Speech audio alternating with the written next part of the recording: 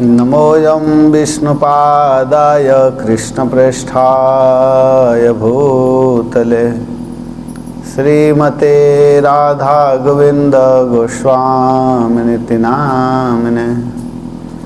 नमस्ते प्रभुपादिदेवं गौरवाणी प्रचारिणे निर्विशेष शून्यवादी ग्राम्यजननी स्तारिणे। ध्येयं सदा परिभवाग्नमभीष्टदोहं तीर्थास्पदं शिवविरिञ्चिनुतं शरण्यं भृत्यार्तिहं प्रणतपालभवाब्धिपोतं वंदे महापुरुषते चरणारविंदम वंदे महापुरुषते चरणारविंदम। जय श्री कृष्ण चैतन्य प्रभु नित्यानंद श्री अद्वैत गदाधर श्रीवासादि गौर भक्तवृंद। हरे कृष्णा कृष्णा कृष्णा हरे हरे, हरे राम राम राम हरे हरे। ओम नमो भगवते वासुदेवाय। ओम नमो भगवते वासुदेवाय। ओम नमो भगवते वासुदेवाय। ओम नमो भगवते वासुदेवाय। ओम नमो भगवते वासुदेवाय। ओम नमो भगवते वासुदेवाय। हरे कृष्णा।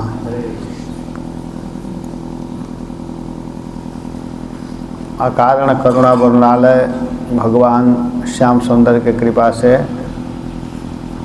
विगत 4 दिन से हम लोग श्रीमद् भागवत कथा सुनते हुए आ रहे हैं। आज भागवत सप्ताह महामहोत्सव का 5म दिवस है। यहाँ पर बहुत सुंदर प्रसंग का वर्णन किया जा रहा है। भगवान के परम भक्त करदम जी के चरित्र का वर्णन किया जा रहा है। करदम जी और माता देवहूति का संबंध आपस में हुआ है। करदम जी ब्रह्मा जी के लड़के हैं और देवहूति जी मनु महाराज की बेटी हैं। मनु महाराज की बेटी देवहूति का विवाह करदम जी के साथ हुआ और 9 कन्याओं का वर्णन किया गया कि उनके गर्भ से 9 कन्याएं जन्म ली। इसके बाद में माता देवहूति के गर्भ से जब 9 कन्याएं जन्म ले ली तो भगवान के परम भक्त करदम जी माता देवहूति से कहते हैं कि अब मैं संन्यास आश्रम में जाना चाहता हूँ, भजन करने के लिए जाना चाहता हूँ। तो इस तरह की बात जब देवहूति माँ सुनी तो कहती हैं कि देखिए स्वामी, मेरे गर्भ से 9 बच्चियों का जन्म हुआ है, कन्याएं जन्म ली हैं, तो इनका विवाह शादी कैसे होगा? इसको तो आपको ही करना पड़ेगा ना। एक पति का काम है बच्चियों को ध्यान देना, विवाह करना, ये सब कैसे होंगे?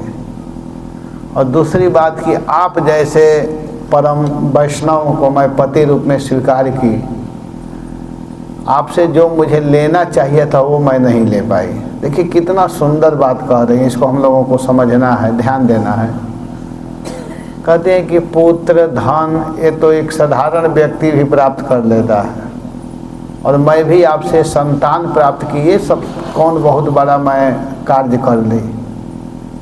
धन प्राप्त कर लेना, पुत्र प्राप्त कर लेना, ये तो कोई भी कर रहा है कि नहीं? बताइए, आप लोग ही बताइए। जो भजन नहीं करता है उसको भी पुत्र हो जाते हैं, जो बिल्कुल गलत काम करता है उसके पास भी धन की कमी नहीं होती है। तो ये मिल जाना बहुत बड़ा कार्य नहीं है।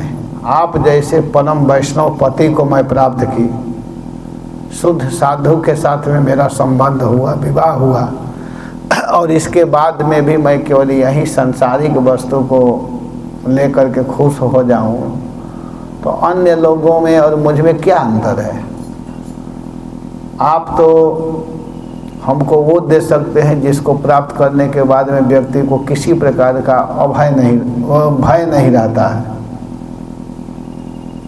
आपसे तो मैं अभय चीज को प्राप्त कर सकती हूँ, अभय पद को प्राप्त कर सकती हूँ। तो हे स्वामी, आप मेरे ऊपर कृपा कीजिए। बहुत सुंदर बात बोलते हैं कि नेहयत कर्म धर्माय न विरागाय कल्पते न तीर्थ पद सेवाय जीवन अपि मृतो ही सह। कहें कि जिस व्यक्ति ने जीवन में मनुष्य शरीर प्राप्त करके धर्म नहीं किया, धर्म क्या है? ऐसे अनुष्ठान में सहायता करना, इसमें भाग लेना, इसको धर्म कहते हैं। ऐसे कथा में जो सहयोग करता है शरीर से, मन से, धन से, वही धर्म कर रहा है। तो जो मनुष्य शरीर प्राप्त करके धर्म नहीं किया, न उनको वैराग्य हुआ, बस वही आसक्ति, वही भोग, वही वासना में दिन रात मन लगा हुआ है, तो इसको अच्छा नहीं माना जाता। उससे वैरागी होना चाहिए, वैराग्य आना चाहिए। कहा गया कि जब व्यक्ति को इस संसार से पार होने का समय होता है, तो वह व्यक्ति को यह संसार अच्छा नहीं लगता है। धर्मा पवर्गो भवा पवर्गो भ्रमतो यदा भवेत् जनस्य तरिह च्युतसत् समागम।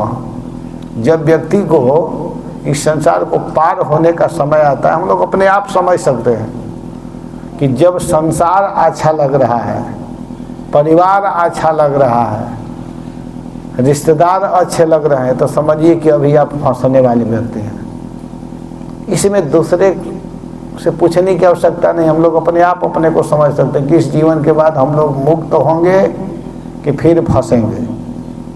इसका थर्मामीटर क्या है, नापने का मीटर क्या है कि अगर आपको संसार अच्छा लग रहा है, ये संसार बहुत अच्छा है, ये परिवार बहुत अच्छे हैं, हमारे गांव के लोग, माने गांव के लोगों में आसक्ति, गांव में आसक्ति, अपने जिला में आसक्ति, अगर ये सब हो रहा है, रिश्तेदार लोग अच्छे लग रहे हैं, तो समझिए कि आप मरोगे फिर इस संसार में ही आओगे।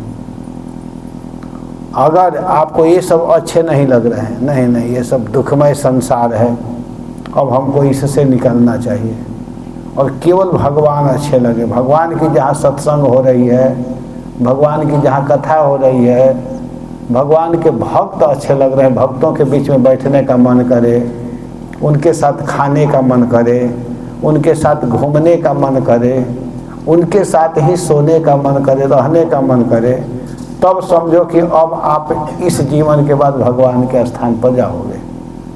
अब हम लोग समझ सकते हैं कि हमको क्या अच्छा लगता है। अगर उठने के बाद मन करे कि आज वैष्णव से फ़ोन करके बात करूं, किसी साधु से बात करूं, ऐसा मन करे, तो समझिए कि आप मुक्त हैं। इस संसार में रहते हुए भी आप मुक्त हैं। तो माता देवहूति कहती कि नेहयत धर्म कर्माय न विरागाय कल्पते न तीर्थ पद सेवाय। तीर्थ पद सेवाय, तीर्थ पद माने तीर्थ पद की सेवा, माने वैरागी होकर के भगवान में सेवा करने की रुचि होने लगे, भगवान अच्छे लगने लगे। मन यह करे कि मैं आज भगवान के लिए श्रृंगार बनाऊंगा, सुंदर से सुंदर कपड़ा बनाऊंगा, सुंदर से सुंदर माला सजाऊंगा, सुंदर से सुंदर भोग बनाऊंगा। भगवान में मन लग रहा है तब तो तीर्थ है। अगर भगवान में मन नहीं लग रहा है तो जीवन अपि मृतो ही सह, वह व्यक्ति जीते हुए मुर्दे के समान है। केवल जी रहा है, लेकिन वास्तव में वह मरा हुआ व्यक्ति है। बहुत लोग बहुत समय तक जीते हैं, लेकिन उस जीवन की कोई प्रशंसा नहीं है, कोई महत्व नहीं है। जीवन अपि मृतो ही सह, वह जीते हुए मुर्दे के समान है, मरा हुआ है। तो माता जी यही कह रही हैं, हे भगवान, हे स्वामी, हे पतिदेव, आप जैसे परम विरक्त को मैं परम वैष्णव को प्राप्त की हूँ, तो आप कृपा करके हमको ऐसा उपदेश कीजिए जिससे मैं अभय को प्राप्त हो जाऊं, मुझे किसी प्रकार का भय न रहे। अर्थात आप भगवत संबंधित उपदेश कीजिए। अब आप चिंता मत कीजिए, आपसे मैं संतान की कामना नहीं करूंगी, भोग की कामना नहीं करूंगी। मैं आपसे वो जानना चाहती हूँ, वो लेना चाहती हूँ जिसको लेकर के आप प्रसन्न रहते हैं, खुश रहते हैं, जिसको लेकर के आप इतने खुश हैं कि बच्चों को छोड़ने में आपको मोह नहीं हो रहा है, भय नहीं हो रहा है, डर नहीं लग रहा है कि छोटे छोटे बच्चियां हैं और मैं छोड़ करके आज संन्यास लेने के लिए जा रहा हूँ, है कि नहीं। हम लोगों की आसक्ति है कि हम नहीं रहेंगे तो कैसे होगा, वो कैसे होगा। इसका मतलब कि अभी भगवान का स्वाद नहीं मिल पा रहा है। अगर भगवान का स्वाद मिलने लगेगा तो ये सब अच्छे नहीं लगेंगे। और जब आप भगवान की ओर बढ़ेंगे, भक्ति कर रहे हैं और आपके संतान हैं, बच्चे हैं और भगवान के लिए चल देंगे, तो भगवान को चिंता हो जाती है कि अरे ये भक्त तो हमारे लिए निकल गया, अब उसके बच्चों का विवाह कौन करेगा, उसके पत्नी को कौन देखेगा। तो भगवान फिर व्यवस्था कर देते हैं। भगवान को चिंता हो जाती है। जब प्रभु के लिए निकलता है तो भगवान फिर खड़ा हो जाते हैं, चिंता मत करो मैं हूँ ना। और जब भगवान खड़े हैं तो फिर क्या चिंता है। तो इसलिए भगवान के भक्ति हम लोग को करना चाहिए विश्वास के साथ में। तो यहाँ पर माता अदिति इस प्रकार, जब माता देवहूति जब इस प्रकार बोली, तब आगे के अध्याय में मैत्रेय जी कहते हैं कि निर्वेदवादिनीमेवं मनोर्दोही तरम मुनि दयालु शालिनी माह शुक्लाभिव्याहृतम स्मरण। मैत्रेय जी कहते हैं कि हे विदुर जी, पहले जो वैराग्य की बात जब वो सुनी, वैराग्य की बात, वैराग्यपूर्ण बात बोलने वाली श्लाघनीया मनुपुत्री देवहूति से दयालु मुनि करदम जी, जिनका चित्र दया से भरा हुआ है, जिनका चित्त है, वो करदम मनु क्या किए कि विष्णु के कथित वाक्य का स्मरण करने लगे। शुक्ल अभिव्याहृतम स्मरण आह, जो पहले भगवान उनसे बोले हैं करदम जी से, उसको स्मरण करने लगे। स्मरण क्या किए? स्मरण यह करने लगे कि अरे भगवान हमसे कहे थे कि मैं आपका पुत्र बन करके आऊँगा, अभी तो भगवान आए नहीं हैं, अभी तो केवल बच्चियों का जन्म हुआ है ना, तो मैं कैसे जा सकता हूँ। अभी तो हमारे घर में प्रभु आएंगे, भगवान आएंगे। वो उनको स्मरण होने लगा। पहले जो भगवान कहे थे उसको वो याद करने लगे और स्मरण करते हुए मनु महाराज की पुत्री देवहूति के सामने करदम जी बोलना प्रारंभ कर दिए, बोलने लगे। कहते हैं कि माँ खिदो, खिदा मतलब चिंता, माँ मतलब मत, तुम चिंता मत करो। अरे मनुपुत्री देखो, तुम बिल्कुल चिंता मत करो। अनिंदिते राजपुत्री, हे अनिंदिते, तुम पतिव्रता स्त्री हो, तुम मुझे प्रसन्न कर चुकी हो। हे मनु तनये, हे मनुनंदनी, हे मनुपुत्री, आत्मानं प्रति इथम माखिद, अपने विषय में तुम इस प्रकार की बिल्कुल चिंता मत करो, तुम बिल्कुल टेंशन में मत हो, क्योंकि अदुरात अक्षर भगवान, शीघ्र ही जो परम ब्रह्म परमात्मा भगवान हैं, शीघ्र ही अदुरात, देर नहीं लगाएंगे, बहुत जल्दी, ते गर्भ संप्राप्स्यते, तुम्हारे गर्भ में आएंगे, अर्थात तुम्हारे गर्भ से भगवान जन्म लेंगे। तुम चिंता मत करो, तुम्हारे गर्भ से अखिल ब्रह्मांड के नायक भगवान जन्म लेने वाले हैं, चिंता करने की आवश्यकता नहीं है। तुम बिल्कुल चिंता मत करो, माँ खिद, चिंता मत करो। तुम धृत व्रता असि ते भद्रम, तुम तो व्रत नियम पालिनी हो ही, ते भद्रम, तुम्हारा कल्याण हो। ते माने तुम्हारा, भद्र माने मंगल हो, तुम्हारा मंगल हो, तुम्हारा कल्याण हो।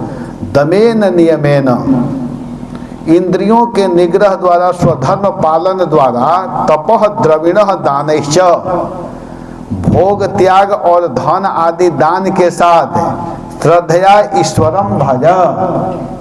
तुम श्रद्धा के साथ में श्रद्धा पूर्वक ईश्वरम भज। ईश्वरम माने भगवान का भजन करो।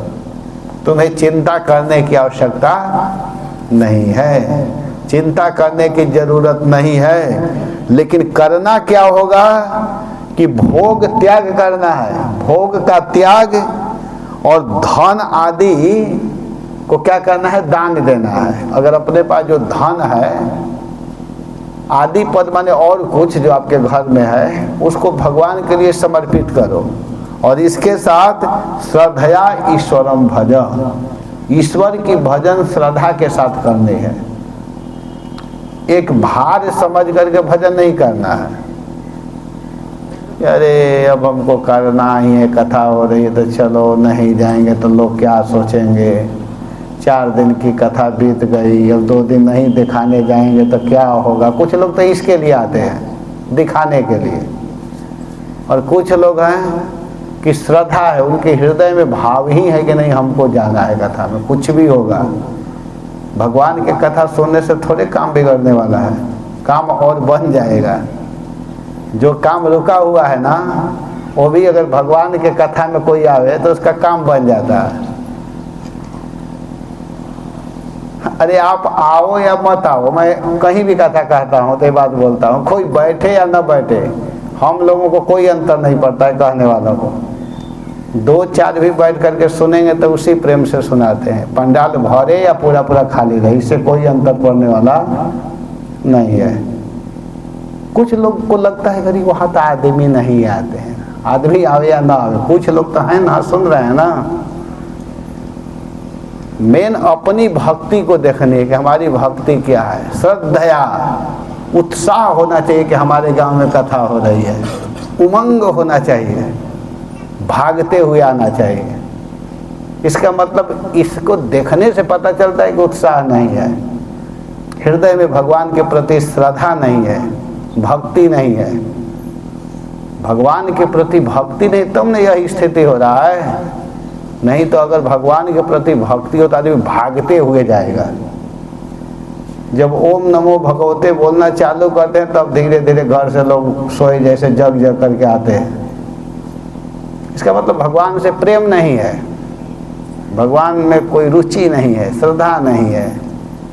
यहाँ कह रहे हैं, कौन कह रहे हैं? करदम जी, जो भगवान के भक्ति करके अनुभव प्राप्त किए हैं, कह रहे हैं कि श्रद्धया, श्रद्धा के साथ में हे देवी तुम भगवान की आराधना करो। श्रद्धया ईश्वरम भज। ईश्वर की भजन कैसे करनी है?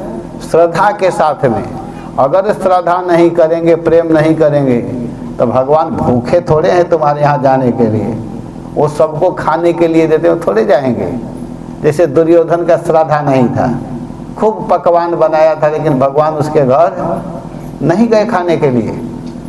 और विदुर जी के हृदय में, विदुर की पत्नी के हृदय में भक्ति है, श्रद्धा है, तो भगवान अपने आप जाकर के मांगते हैं कि चाची जी कुछ है, साग पात दीजिए मुझे खाने के लिए। उस शुद्ध भक्त के घर में भगवान, क्योंकि उन लोगों के हृदय में प्रेम है, उन लोगों के हृदय में श्रद्धा है। तो श्रद्धा जिसके पास में है उसी के पास भगवान जाते हैं। तो भगवान की भक्ति कैसे करनी है, योग्यता आप लोग समझिए।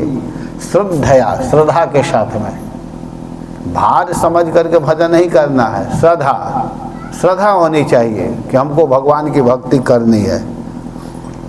कहते हैं कि देखो देवी, करना क्या है कि दमेन, दमेन का मतलब है धृतव्रतासि भद्रम ते दमेन नियमेन च। इंद्रियों को निग्रह द्वारा, दमेन कहते हैं कि क्रोध का सबसे बड़ा बल है परुष वचन, कठोर वचन। लेकिन अगर क्रोध आ रहा है, कोई कुछ बोल रहा है, आपको क्रोध आ रहा है, और क्रोध के समय अगर आप चुप हो गए तो समझिए एक बहुत बड़ा तपस्या है। कोई बात कर रहा है आपस में और किसी को कुछ जानकारी तो रहा नहीं जाता है, मन करता है कि अब मैं बोल दूँ, अब मैं बोल दूँ। लेकिन उस समय ना बोले तो समझिए आप दमन कर दिए, वाणी पर कंट्रोल कर लिए। ये भी एक तपस्या है। जहाँ तहाँ भज भज बोलना, सब कुछ बिना मतलब के दिन भर बोलते रहना, एक तरह से तपस्या की हानि है। जितना हो सके चुप रहना चाहिए और बोलना चाहिए तो भगवान के विषय में ही कोशिश करना चाहिए कि मैं बोलूं।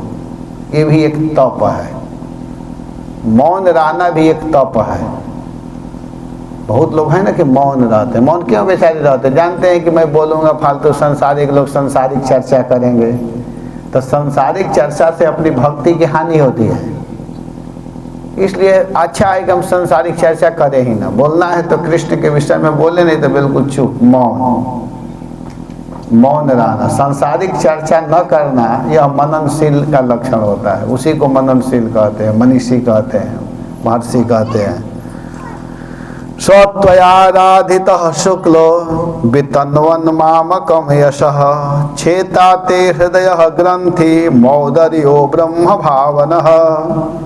कह रहे हैं कि शुक्ल ब्रह्म भावना, ब्रह्मोपदेष्टा विशुद्ध सत्व स्वरूप भगवान श्री हरि जो भगवान हैं, त्वया आराधित सन औदार्य, तेरे द्वारा आराधित संतुष्ट होकर के, अगर तुम आराधना करोगी भगवान की तो तुम्हारे द्वारा वो संतुष्ट होंगे, और संतुष्ट होकर के पुत्र बन करके, अर्थात वो तुम्हारा पुत्र बनेंगे। और पुत्र बन करके क्या करेंगे कि इस प्रकार मामकम यशः वितन्वन, मामकम माने मेरा, मेरा माने मुझ करदम का, मुझ करदम के जस का विस्तार करेंगे भगवान, अर्थात मेरे पुत्र बनेंगे, तुम्हारे गर्भ से जन्म लेंगे। ते हृदय ग्रंथि छेदा, और वहीं भगवान जब जन्म लेंगे तो जन्म लेकर के क्या करेंगे कि तुम्हारे हृदय के ग्रंथि जो है उसका छेदन करेंगे। जो हृदय में अनेक प्रकार के ग्रंथियां हैं उसको निवारण करेंगे, छेदन करेंगे, काटेंगे। भगवान जन्म लेंगे, भगवान आएंगे, तो तुमको करना क्या है कि श्रद्धा के साथ में तुम भगवान की आराधना करो। हरे कृष्णा कृष्णा कृष्णा हरे हरे, हरे राम राम राम हरे हरे। भगवान की आराधना करनी है श्रद्धा के साथ में, एक निष्ठता के साथ में, अस्थाई अपने चित्त को भगवान में लगा देना है, प्रभु में लगाना है। भगवान ही हमारे सब कुछ हैं।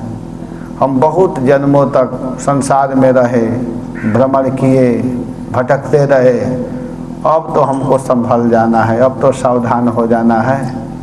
तो इस तरह सावधानी पूर्वक भगवान के पवित्र नाम का जप करना है, भगवान को प्रणाम करना है, भगवान को भोग लगाना है, भागवत जी को पढ़ना है, भागवत कथा हो रही है तो सुनना है, किसी की निंदा नहीं करनी है, न किसी की बिना मतलब का स्तुति करनी है। स्तुति करना भी एक घातक होता है, किसी की बिना मतलब के प्रशंसा करना भी गड़बड़ है, भक्ति में बाधक है।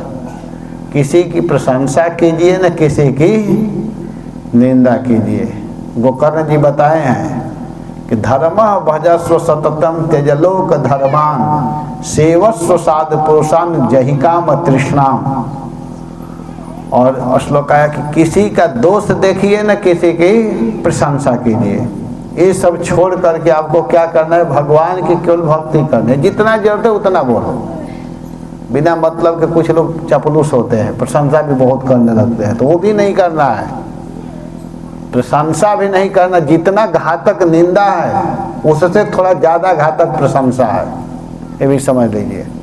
इसलिए दोनों से बच करके हमको क्या करना है कि श्रद्धा के साथ भगवान का भजन, भगवान की भक्ति, ये करना है, इसको करना है। फिर कहते हैं, मैत्रेय जी बोल रहे हैं, बीच बीच में मैत्रेय जी विदुर जी को कहते हैं कि विदुर, देवहूत्यपि संदेशम गौरवेण प्रजापते सम्यक श्रद्धाय पुरुषम कूटस्थम भजत गुरुम। कह रहे हैं कि देवहूति भी कदम प्रजापति के आदेश को गौरवेण सम्मान करते हुए, सम्यक श्रद्धाय गुरुम, सम्यक विश्वास के साथ मान करके पूज्यतम, गुरुम पूज्यतम कूटस्थम पुरुषम आभजत, निर्विकार परम पुरुष का भजन करने लगी। अपने पति के बात को मान करके करदम जी ने कहा कि तुम भजन करो, सबके दुख को दूर करने वाले भगवान हैं, तुम भगवान के शरण में रहो ना, तुम हमारे फेरे में क्यों पड़ी हो। कहने का अर्थ यह है कि मैं कुछ नहीं कर सकता हूँ, करने वाले भगवान हैं, इसलिए तुम भगवान की भक्ति करो। और जब इस तरह की बात कही तब वे भी भजन करने लगी। देवहूति माता अपने पति में विश्वास की, पति के वचनों में पूर्ण विश्वास रखती थी। जैसे वो बताए उसी के अनुरूप वह भजन करने लगी। पत्नी का धर्म है पति के बात में विश्वास करना, शिष्य का कर्तव्य है गुरु के वचन में विश्वास करना। गुरु अगर जो बता दिए कि बेटा ऐसे भजन करना है, इसको तुम करो, तो उसको श्रद्धा के साथ में करना चाहिए।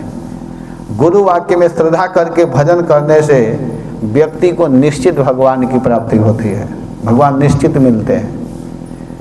जो गुरु के वचन में विश्वास करता है, श्रद्धा रखता है और भजन प्रारंभ कर देता है, तो भगवान निश्चित मिलते हैं। कितने उदाहरण हैं गुरु के वचन में विश्वास करके लोग भगवान को प्राप्त किए हैं। तस्याम बहुतिथे काले भगवान मधुसूदन कार्दमं वीर्यमापन्नो यज्ञेऽग्निरिव दारुणी। बहुतिथे काले अतिक्रांते सती, बहुत समय बीतने पर, इतना जल्दी नहीं, तपस्या करना पड़ा। ये नहीं कि 2 दिन भजन करके कहीं करे अभी तक तो भगवान नहीं आए, कितना दिन समय लगेगा, ऐसा नहीं। बहु काले, बहुत तिथि, बहुत तिथि, तिथि बहुत बीत गई, बहुत समय बीत गया। और जब बहुत समय बीता तब क्या हुआ कि भगवान, देखिए भगवान तो ऐसे भी आ सकते हैं, लेकिन भगवान लीला करते हैं। भगवान कभी खम्भ से प्रकट हो जाते हैं, कभी कैसे आते हैं। कोई पूछेगा कि भगवान को भी वीर्य का आश्रय लेना पड़ा, तो भगवान लीला कर रहे हैं। भगवान क्या किए कि कार्दमम वीर्यम आपन्न दारुणीम अग्नि इव, भगवान कर्दम जी के वीर्य का आश्रय लेकर के समी काष्ठ में अग्नि की तरह, जैसे कि काठ में अग्नि रहता है लेकिन समी काठ होता है, उसको जब रगड़ते हैं तो अग्नि उत्पन्न हो जाता है, वैसे ही उनके वीर्य का आश्रय लेकर के भगवान मधुसूदन तस्याम यज्ञे, भगवान मधुसूदन देवहूति के गर्भ से आविर्भूत हो गए। तुरंत उनके वीर्य का आश्रय लिए और देवहूति के गर्भ से प्रकट हो गए, जैसे भगवान खम्भ से प्रकट हो गए। खम्भ का आश्रय लिए। अगर कोई पूछे कि नरसिंह देव के माता पिता कौन है, तो कहा जा सकता है कि खम्भ है, खम्भ से वाहे, खम्भ से प्रकट हुए। अगर भगवान कहीं भी जब खम्भ से प्रकट हो सकते हैं तो क्या वीर्य का द्वारा नहीं प्रकट हो सकते हैं। तो इस तरह यहाँ शंका नहीं करना है। भगवान का शरीर वीर्य का परिणाम है, भगवान का शरीर पूर्ण चिदघन है। भगवान अपनी लीला से किसी भक्त के किसी अंग के बहाना प्रकट हो सकते हैं। जैसे ब्रह्मा जी के नासिका छिद्र से बरादेव के रूप में आ गए, नाक से भगवान प्रकट हो गए, वहाँ खम्भ से प्रकट हो गए, और यहाँ इनके द्वारा कर्दम जी के वीर्य का आश्रय लेकर के आ गए। तो यह भगवान की अलौकिक अद्भुत लीला है। अवादयंस्तदा व्योम्नि वादित्राणि घना घना गायन्ति तं स्म गन्धर्वा नृत्यन्ति अप्सरसो मुदा तदा व्योऽग्निः। भगवान कपिल देव के अवतार के समय आकाश में जब भगवान जन्म लिए तो उस समय आकाश में घना घना वादित्राणि अवादयन, वर्षा करने वाले जो मेघ गण हैं विविध वाद्य बजाने लगे। भगवान के जन्म के समय सुंदर बाजा बज रहा है, गंधर्व अप्सराएं आ गई, कोई नृत्य कर रही हैं, कोई भगवान के जस को गाने लगे। और अप्सरसः मुदा नृत्यंती, अप्सराएं आनंद से भगवान के जन्म के समय नाचने लगी। कोई भजन गा रहे हैं, कोई उस समय नाच रहे हैं, कोई पुष्प बरसा रहे हैं, बड़े आनंद के साथ में सब लोग उपस्थित हो रहे हैं। पेतु सुमनसो दिव्य खेचरई पवर्जिता प्रसेदुश्च दिशः सर्वा अम्भांसि च मनांसि च खेचरई अपवर्जिता, आकाशचारी देवताओं द्वारा छोड़ा गया। आकाश में जो विचरण करते हैं, आकाश में जो चलते हैं, कौन चलते हैं आकाश में? देवता लोग। तभी देवता लोग क्या किए कि दिव्या सुमनसः पेतु, दिव्य सुमन, सुमन कहते हैं पुष्प को, सुमन की वर्षा करने लगे, आकाश से फूल बरसाने लगे। भगवान के जन्म के समय अपने आप फूल गिरने लगा, देवता लोग आकाश से फूल बरसा रहे हैं। और सर्वाः दिशा अम्भांसी च, समस्त दिशाएं, क्या हुआ कि उस समय नदी सरोवर समुद्र आदि जलाशय गण सर्वे सामनांसी च प्रसेदो, सब मन ही मन प्रसन्न हो गए। नदियां प्रसन्न हो गई, समुद्र प्रसन्न हो गए, आकाश निर्मल हो गया, सब अपने आप भगवान के सेवा में उपस्थित हो रहे हैं। भगवान का जन्म हुआ है ना, तो भगवत सेवा के लिए सभी लोग उपस्थित हो गए, सब आ गए। तत्कर्दमाश्रम पदम सरस्वत्याम परिसृतम स्वयं शाक ऋषि भी मरीच्यादि भी अभ्यगात। उस समय क्या हुआ कि सरस्वती के द्वारा जो आवेष्टित कर्दम जी का जो आश्रम है, बिंदु सरोवर के पास में जो आश्रम है, वहाँ पर स्वयंभू अभ्ययात, स्वयंभू जिनका जन्म स्वयं से हुआ है, स्वयं कहते हैं भगवान को, और स्वयं से जिसका जन्म हुआ उनको स्वयंभू कहते हैं। स्वयंभू माने ब्रह्मा जी। ब्रह्मा जी अपने पुत्र मरीचि आदि के साथ में, मरीचि, अत्रि, अंगिरा, उन ऋषियों के साथ में ब्रह्मा जी हंस पर बैठ करके वहाँ पर आ गए। ब्रह्मा जी का वाहन क्या है? हंस। हंस मतलब ये मत समझिए जैसे आजकल के पक्षी को हम लोग देखते हैं छोटा सा, सोचेंगे कैसे सब लोग उस पर बैठ गए। वो भी विमान जैसा है, जितना चाहिए उतना बड़ा है। उसमें सब बच्चों को अपने बैठाए, अपने बैठे और कहे चलो, और सबको ले करके वे वहाँ पर आ गए। कहाँ गए? सरस्वती नदी के किनारे जो कर्दम जी का आश्रम है बिंदु सरोवर के पास में, वहाँ पर वे सभी लोग आ गए। अब आकर के क्या किए इसको सुनिए। बड़ा सुंदर यह लीला है, बड़ा सुंदर चरित्र चल रहा है। भगवान का जन्म हुआ है तो भगवंतम परम ब्रह्म सत्वे नांसेन शत्रुहन तत्व संख्यान विज्ञप्तै जातम विद्वान जहस्वराट। हे शत्रुहन, हे जितेंद्रिय विदुर जी अपने इंद्रियों पर विजय प्राप्त किए हुए थे, इसलिए उनको जितेंद्रिय कहते हैं। कहते हैं कि तत्व संख्यान विज्ञाप्तै, तत्व विश्लेषक, सांख्य का प्रचार करने के लिए परम ब्रह्म भगवंतम, जो परम ब्रह्म भगवान हैं, उस भगवान ने भगवान को सत्वेन अंशेन जातम विद्वान, जो सत्व स्वरूप अंश से आविर्भूत जान करके स्वराट अजह स्वतः सिद्ध ज्ञान ब्रह्मा प्रहिष्यमाणै अशुभि, आनंदित इंद्रियों से युक्त होकर के विशुद्धेन चेतसा, शुद्ध माने प्रसन्न चित्त से, तत्चिकीर्षितम सभाजन, भगवान की कार्य की प्रशंसा करते हुए, ब्रह्मा जी को मालूम हो गया कि ये भगवान जो आए हैं यही भगवान सांख्य शास्त्र का प्रवर्तन करेंगे, उपदेश करेंगे।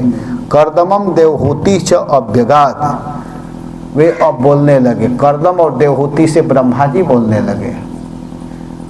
ब्रह्मा जी वहाँ पर आए हैं तो ब्रह्मा जी आ करके कर्दम और देवहूति के सामने बोलना प्रारंभ किए। ब्रह्मा जी बोल रहे हैं। ब्रह्मा जी वहाँ आए और आए तो क्या बोल रहे हैं? ब्रह्मोवाच त्वया में पचति स्तात कल्पिता निर्बलीकतः यन में संजगृहे वाक्यम भवान मानद मानयन, कह रहे हैं कि हे बेटा, ब्रह्मा जी कहते हैं कर्दम जी को, कहते हैं हे बेटा, हे मानद, तुम मुझे मान प्रदान किए हो, तुम मुझे सम्मान दिए हो, तुम मेरा आदर किए हो। हे तात, हे मेरे बेटा, हे मेरे पुत्र। ब्रह्मा जी आकर के कर्दम जी की प्रशंसा कर रहे हैं। सोइए मत प्रभु जी, बिल्कुल नहीं, नींद आ रही है तो पीछे चले जाइए। किसी को भी नहीं सोना है, सोने से मैं डिस्टर्ब होने लगूंगा। आप लोग को पता नहीं, अगर कोई सोता है ना तो वो उधर का जो है इधर आने लगता है, इसलिए सावधान हो जाना चाहिए। नींद आ रही है तो खड़े हो जाइए, गुरु महाराज खड़े करा देते हैं। हरे कृष्णा कृष्णा कृष्णा हरे हरे, हरे राम राम राम हरे हरे। ध्यान दीजिए, कथा बहुत आप लोग को जैसा भी हो, हमको बहुत आनंद आ रहा है, इसलिए इसको ध्यान दे करके सुनिए। ब्रह्मा जी क्या कहते हैं कि हे मानद, हे मान देने वाले मेरे पुत्र बेटा, हे तात, देखो तुमने मेरा सम्मान किया है, तुमने मेरा आदर किया है। मैं तुमको कहा था कि विवाह करो बेटा, तो तू एक बार भी नहीं कहा कि नहीं करूँगा, तू मेरे बात को माना। मैं बहुत प्रसन्न हूँ, मैं बहुत खुश हूँ तुम पर, आज मुझे बहुत खुशी हो रही है। यत यस्मात् भवान में वाक्यम निर्बलीकतः मानयन, बेटा तुमने मेरे आदेश का वाक्य को निष्कपट भाव से आदर किए हो, सम्मान किए हो, भली भांति तुम इसका पालन किए हो, स्वीकार कर लिए हो। तस्मात् त्वया में अपचिति कल्पिता, इससे तुम्हारे द्वारा मेरी पूजा हो गई। पिता के लिए सबसे बड़ा सेवा यही है ना कि बेटा बात मान रहा है। अगर बेटा बात मान लिया तो समझिए कि पिता का सम्मान हो गया, सेवा हो गया। प्रत्येक पिता यही चाहते हैं कि मेरा बेटा मेरे बात को माने। गुरु यही चाहते हैं कि शिष्य मेरे बात को माने, मेरे बात आज्ञा के अनुसार कार्य करे। तो आज कर्दम जी के व्यवहार से ब्रह्मा जी प्रसन्न हैं, खुश हैं, बहुत खुश हैं, बड़े आनंद में हैं। कह रहे हैं कि मेरी पूजा हो गई, मैं तुम्हारे सेवा से बहुत प्रसन्न हूँ, मैं बहुत खुश हूँ, मैं बहुत प्रसन्न हूँ। एतावत्तेव शुश्रूषया कार्या पितरि पुत्र कही गौरवेण बाढ़म इति, सम्मान पूर्वक ठीक है, इस प्रकार गुरु वचः अनुमन्येत, पिता के वचन का प्रतिपालन करे, यही गौरव बुद्धि होनी चाहिए। एतावपि एवं शुश्रूषा, बस इतनी ही सेवा पितरी पुत्र कई कार्य, पिता के प्रति पुत्रों द्वारा की जानी चाहिए। कितनी सेवा होनी चाहिए कि पिता के बात को मानना चाहिए। जैसे कि जजाति महाराज के पुत्र हुए हैं पुरु महाराज। पुरु महाराज जजाति महाराज के बात को माने हैं। जजाति महाराज के कितने लड़के थे? हैं? 4। बताइए क्या क्या नाम है, जल्दी बताइए, बोलिए, देर मत लगाइए, समय नहीं है, नहीं याद है। जजाति महाराज के कितने लड़के हैं? श्री कृष्ण। हैं? बोलिए, माइक बोलिए जोर से। 5 नाम याद है? चलिए कोई बात नहीं। जजाति महाराज के 5 ही लड़के हैं, सही बता रहे हैं, 5 बच्चे हैं। जजाति महाराज के 2 पत्नी थी, एक का नाम था देवयानी और एक का नाम था शर्मिष्ठा। देवयानी जो थी वो असुरों के जो गुरु हैं जिनका नाम है शुक्राचार्य, उनकी बेटी थी। और शर्मिष्ठा एक राजा की लड़की थी जिसका नाम था विश्वपर्वा। विश्वपर्वा जी की पुत्री थी। ये कथा है भागवत के 9वें स्कंद के 18वां अध्याय में, 18 और 19 2 अध्याय में कथा है विस्तार से। तो दोनों पत्नियों से 5 पुत्र हुए थे। एक से 2 पुत्र हुए थे, जो बड़ी पत्नी थी देवयानी जी, उनसे 2 लड़के हुए थे जिसका नाम था जदु और तुर्वसु। और जो शर्मिष्ठा थी उसके द्वारा 3 बच्चे हुए थे। एक का नाम था अनु, दूसरे का नाम था ध्रुव और सबसे छोटे लड़के का नाम था पुरु। तो 5 हो गए ना, 2 देवयानी के द्वारा और 3 शर्मिष्ठा के द्वारा। तो हुआ क्या कि एक बार विवाह से पहले ही ये सब गड़बड़ हो गया था। देवयानी को शर्मिष्ठा कुआं में ढकेल दी थी। इसके बाद में फिर महाराज जजाति जा रहे थे, कुआं के पास पहुँचे तो देखे कि उसमें एक कन्या पड़ी हुई है। तो उन्होंने क्या किया कि उसको निकाला। फिर वो कही कि आप हमको स्वीकार कीजिए। महाराज कहे कि नहीं नहीं, मैं स्वीकार नहीं करूँगा, तुम ब्राह्मण की बेटी हो, मैं क्षत्रिय हूँ, ऐसा विपरीत विवाह कैसे करूँगा। तो बोली कि नहीं महाराज, आपको तो करना ही होगा, क्योंकि मुझे कोई भी ब्राह्मण स्वीकार नहीं करेगा। कहे कि नहीं नहीं, तुम्हारे पिताजी नाराज़ हो जाएंगे। कही कि नहीं, वो तो मैं पिता को मना लूँगी। और पिता को मना भी ली। और जब पिता को पता चला कि हमारी बेटी को राजा के लड़की कुआं में ढकेल दी है, शर्मिष्ठा जी ढकेल दी थी, तो इसके कारण अब देवयानी बहुत दुखी थी। कही कि अब पिताजी हम लोगों को इस नगर में नहीं रहना चाहिए। तो बेटी के बात मान करके शुक्राचार्य जी भी गांव छोड़ करके जाने लगे नगर। तो महाराज विश्वपर्वा जी कहे कि गुरुदेव आप चले जाएंगे तो हम कैसे रहेंगे, आप हमारे गुरु हैं, आचार्य हैं, ब्राह्मण हैं, आपको नहीं जाना चाहिए। तो कहे कि देखो मेरी बेटी दुखी है तुम्हारी बेटी के व्यवहार से, तो तुमको अगर मुझे रोकना है तो उसको खुश करो, वो अगर रुक जाएगी तो हमको कोई दिक्कत नहीं है। तो विश्वपर्वा जी कहे कि बेटी रुक जाओ, क्यों नाराज हो। कहे नहीं नहीं, आपकी बेटी मेरा बहुत अपमान की है, मैं नहीं रुकूंगी। तो कहे नहीं नहीं बेटी रुको, देखो जो कहोगी वो हम करेंगे। तब वो कही कि तुम्हारी बेटी जो है वो मेरी दासी बनेगी, नौकरानी। जहाँ मेरा विवाह होगा वहाँ ये दासी बन करके जाएगी, तब मैं रुक सकती हूँ। तो महाराज अभी कुछ बोलना ही चाह रहे थे, तब तक शर्मिष्ठा वहीं थी। कहीं पिताजी ओके बोलिए, मैं रहूँगी, इसकी दासी बन करके रहूँगी, कोई दिक्कत नहीं है। मेरे दासी बनने से अगर ये ब्राह्मण देवता रुक जाएंगे और तो हमको कोई दिक्कत नहीं है। वो तैयार हो गई। इधर तो हुआ। अब जजाति महाराज के साथ जब विवाह होने लगा तो शुक्राचार्य जी कहे कि देखो विवाह मेरे बेटी से हो रहा है, शर्मिष्ठा दासी के रूप में जा रही है, ध्यान देना है। कभी भी इसको पत्नी जैसा व्यवहार नहीं करना है। एक दासी को जैसे रखा जाता है वैसे खाने पीने की व्यवस्था रखना, लेकिन राजमहल में आने का इसको आदेश नहीं दिए। और यहाँ तक कहे कि इससे दूर रहना, तो कहे कि ठीक है। इसके बाद में हुआ क्या कि जब ले करके आए तो आने के बाद में देवयानी को राजमहल में ले आए, जो राजा का घर होता है, मेन भवन, उसमें रखे। और शर्मिष्ठा को एक राजा का उपवन था, उसी में एक छोटा सा मकान, मतलब वो भी महल ही था, छोटा नहीं था, तो उसमें उसको रखे। ऐसे ही रहती थी। देवयानी के द्वारा 2 बच्चों का जन्म हुआ, जिनका नाम है यदु और तुर्वसु, याद रखिएगा। एक दिन शर्मिष्ठा महाराज से कहने लगी कि महाराज मैं एक राजा की बेटी हूँ, मेरा मन आज तक किसी दूसरे पुरुष में नहीं गया है, मैं आपके पास ही आई हूँ, अब आपके साथ ही मुझे रहना है यहाँ, तो आप कृपा करके मुझे पत्नी रूप में स्वीकार कीजिए। और यह धर्म भी है, मैं क्षत्राणी हूँ, आप भी क्षत्रिय हैं। तो महाराज तो समझते थे नीति को, कहे ठीक है, उसको पत्नी रूप में स्वीकार कर लिए।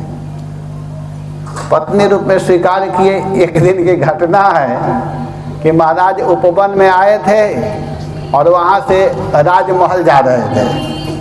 तो राजमहल जा रहे थे, शर्मिष्ठा के द्वारा बच्चे हो गए थे। तो जो छोटा लड़का था वो धीरे धीरे पिताजी के साथ जा रहा है, वो पीछे देख नहीं रहे हैं, वो जा रहे हैं पीछे पीछे, वो भी जा रहा है। और जब राजभवन में प्रवेश किया तो देवयानी देखी, सुंदर लड़का, राजकुमार, छोटा बच्चा, इतना सुंदर लड़का था कि उसको देख करके कही कि बेटा तुम किसके बेटे हो? तो कहे कि जजाति महाराज की। वो सीधा बोल दिया, तो जजाति का? तो हाँ, तो तुम्हारी माँ का क्या नाम है? तो बालक क्या जानता है कि क्या झगड़ा लड़ाई इन लोग में चल रहा है। वो बोल दिया कि मेरे माँ का नाम शर्मिष्ठा है। शर्मिष्ठा? तो हाँ। तुम अकेले हो कि और तुम्हारे भाई हैं? तो वो बोल दिया कि हम 3 भाई हैं, 2 भाई हमसे बड़े भी हैं। इतना सुनते ही देवयानी इतनी क्रोध में हो गई, विस्तार से वर्णन है भागवतम में, इतनी गुस्सा में हो गई, क्रोध में हो गई कि सीधे घर से भागने लगी। और महाराज जजाति पकड़ने लगे, अरे मत जाओ मत जाओ मत जाओ, लेकिन वो सीधा भागना। पकड़ते हैं तो लात मारती है, हाथ मारती है, धड़ाम से नीचे गिर जाते हैं। बार बार मनाने का प्रयास किए, लेकिन वो नहीं माने। सीधे रोते हुए इतना जोर जोर से रोने लगी कि अरे अरे देखो तो सही, मेरे द्वारा 2 पुत्र को जन्म दिए हैं और मेरी उस सवत से, सवत बोलते हैं ना, उससे 3 बच्चों को जन्म दे दिए हैं। और इस तरह कहते हुए गई, जब अपने घर पहुंची रोते हुए, तो शुक्राचार्य देखे, कहे क्यों रो रही हो बेटी? अरे पिताजी मैं तो मारी गई। कैसे? तो सब बताई घटना। और जजाति महाराज भी नहीं समझ रहे हैं, नहीं जाना चाहिए था, जब भाग रही तो छोड़ देना चाहिए, भागते रहो, खुद वो लोग बाद में पहुंचाएंगे। तो भाग करके गई, वो भी पीछे पीछे पीछे पीछे गए। और तब तक शुक्राचार्य तुरंत श्राप दे दिए, जाओ तुम बूढ़े हो जाओ। देखते देखते महाराज जजाति वृद्ध हो गए, बूढ़े। और जब वृद्ध हो गए तो वृद्ध होने के बाद में क्या हुआ कि वहीं उन लोग के सामने ही कांपने लगे। एकदम जैसे वृद्ध व्यक्ति कोई हो जाता है ना, वैसे हो गए। तो होने के बाद में अब जजाति महाराज कहते हैं कि आपने ठीक नहीं किया, बिल्कुल सही नहीं किए हैं, मुझको वृद्ध कर दिया और आपकी बेटी ज्योति है, ये ठीक नहीं। तब शुक्राचार्य कहे कि बात तो सही कह रहा है। अब सोचने लगे कि अरे यार ये तो गड़बड़ मैं कर दिया, तब क्या करूं? तो एक उपाय बताइए कि देखो, आपको एक उपाय बताता हूं कि अगर तुम जवान होना चाहते हो तो तुम अपने लड़कों से जवानी ले सकते हो, लेकिन जो जवानी देगा ना वो वृद्ध हो जाएगा। अब इतना कहने के बाद में अब जजाति महाराज अपने पुत्रों के पास आए, फिर देवयानी भी आई साथ में, अपने वृद्ध पति के साथ में लौट करके आई। तो अब महाराज सबसे पहले जदू महाराज के पास गए और कहे कि बेटा तुम अपना जवानी दो। तो जदू महाराज नहीं दिए। क्यों नहीं दिए? इसका भी बहुत सुंदर भाव है। जदू महाराज इसलिए नहीं दिए, वो जानते थे कि पिताजी भजन करने के लिए शरीर नहीं मांग रहे हैं, वो भोग के लिए मांग रहे हैं। तो कहे कि पिताजी यह शरीर भक्ति के लिए मिला हुआ है, अगर आप यह भजन के लिए मांगे होते तो मैं दे देता। आचार्यों का मत इस पर है, लेकिन आपने भजन के लिए नहीं मांग रहे हैं तो इसलिए मैं यह शरीर नहीं दूंगा। और मेरा शरीर मिला, मैं भजन करूंगा ना, भजन करने के लिए मेरा शरीर मिला होगा, वो नहीं दिए। तो फिर दूसरे पुत्र से कहे तो वो भी कह दिया कि नहीं नहीं मैं भी नहीं दूंगा। देवयानी के तो दोनों लड़के मना कर दिए। अब शर्मिष्ठा के बच्चों के पास गए, ध्रुव से कहे कि बेटा तुम अपना शरीर दो। तो कहा कि नहीं नहीं मैं भी बड़े भैया के अनुसार ही चलूँगा। फिर अनु भी मना कर दिए। अब छोटा लड़का बचा पुरु, तो उससे पूछे कि बेटा तुम अपने भाइयों के पथ पर चलोगे कि दोगे अपने जवानी को? तो इतना सुनते ही पुरु महाराज कहते हैं कि हे पिताजी, मैं उत्तम पुत्र नहीं बन पाया। उत्तम पुत्र किसको कहते हैं? कहते हैं कि उत्तमम चिंतितम कुर्यात्। उत्तम पुत्र उसको कहते हैं जो पिता के मन के बात को जान करके कार्य को कर दे, उनको कहना न पड़े, बिना कहे कर दे, उसको उत्तम कहते हैं। तो मैं तो उत्तम नहीं बन पाया, लेकिन मध्यम जरूर रहूँगा। मध्यम उसको कहते हैं कि प्रोक्तकारी तो मध्यमा, पिता के कहने पर जो करता है उसको मध्यम कहते हैं, उसको मध्यम बोलते हैं। अधमो श्रद्धया कुर्यात्, और अधम उसको कहते हैं कि कहने के बाद अरे तो कह दिया तो ठीक है, मेरा तो मन नहीं था लेकिन मैं कर रहा हूँ, उसको अधम कहते हैं। और कहने के बाद में भी जो न करे उसको तो पुत्र कहा ही नहीं जाता है, वो पुत्र है ही नहीं सच पूछिए तो यहाँ पर पुरु महाराज अपने पिताजी के बात मान करके अपने जवानी को दे दिए। और जवानी जब दिए तो जजाति महाराज बहुत वर्षों तक इस संसार का भोग में रहे, लेकिन बाद में वो तो भक्त थे ही, उनको तुरंत समझ में आया और कहे कि अरे ये तो शरीर भगवान के लिए मिला हुआ। और वहीं अपना विचार दिए हैं कि इस संसार के सारे सुख सुविधा को एक व्यक्ति को दे दिया जाए, सारे संसार के सुंदर स्त्रियों को दे दिया जाए, संपूर्ण धन को दे दिया जाए एक व्यक्ति को, और कहा जाए कि तुम संतुष्ट हो, तो कहेगा नहीं। इसीलिए जजाति महाराज बोले हैं कि व्यक्ति को इन सब के फेरे में न पड़ करके भगवान के भक्ति में लगे रहना चाहिए। मात्रा स्वस्त्रा दुहित्रोवा न विविक्ता सनो भवेत, बलवान इंद्रियो ग्रामो विद्वांसम अपि कर्षति। उन्होंने कहा है कि एकांत में अपनी माँ ही क्यों न हो, अपनी बहन ही क्यों न हो, अपनी बेटी ही क्यों न हो, एक आसन पर नहीं रहना चाहिए, क्योंकि बलवान इंद्रियो ग्राम विद्वांसम अपि कर्षति। यह इंद्रिया बहुत बलवती है, बड़े बड़े विद्वानों को मोहित कर लेती है। तो इसलिए एकांत में नहीं रहना चाहिए, समूह में रहना चाहिए, समूह में रह करके भजन करना चाहिए व्यक्ति को। इसीलिए प्रभुपाद ने बहुत सुंदर नियम बनाया कि हम वैष्णवों को भक्तों के बीच में रह करके भजन करना चाहिए और बड़े के निर्देशन में भजन करना चाहिए, स्वतंत्र होकर के भजन नहीं करना चाहिए। तो यह आदेश पर आ गया कि पिता के प्रति पुत्र का क्या भाव होना चाहिए। जजाति महाराज के बात को पुरु महाराज ने माना, और जब माना तो क्या हुआ कि अंत में जजाति महाराज प्रसन्न होकर के चक्रवर्ती सम्राट बनाए पुरु महाराज को। ये पुरु कोई साधारण बच्चा नहीं है, पुरु महाराज को राजा बनाए और उनके अधीन जदु आदि को रखे। तो इसीलिए उसी समय से कह भी दिए जजाति, एक तरह से श्राप दे दिए कि तुम लोग अपना जवानी नहीं दिए हो ना, तो तुम लोग राजा नहीं बनोगे जीवन में। तो पुरु महाराज को जो सबसे छोटा बेटा है उसको तो राज सिंहासन पर बैठाए, राजगद्दी दिए और भाइयों को अधीन किए, छोटे छोटे टुकड़ा दिए। तो इसीलिए जदु वंश में जन्म लेने वाले कोई भी राजा नहीं बनते हैं, और पुरु वंश में ही जन्म लिए हैं युधिष्ठिर आदि। पुरु वंश में ही कुरु वंश, पुरु वंश उसी को कहते हैं। तो इसमें जो जन्म लिए वही राजा बने, वही महाराज बने। तो यहाँ पर कह रहे हैं, कौन कह रहे हैं? ब्रह्मा जी। ब्रह्मा जी कह रहे हैं कि बेटा तुम मेरे आदेश का पालन किए हो। पिता के लिए सबसे बड़ा सेवा यही है कि पुत्र बात को माने। इमा दोहितरम सभ्य तव वत्स सुमध्यमा स्वर्ग में तम प्रभावैश्वरी बृहन इष्यन्त्यनेकधा।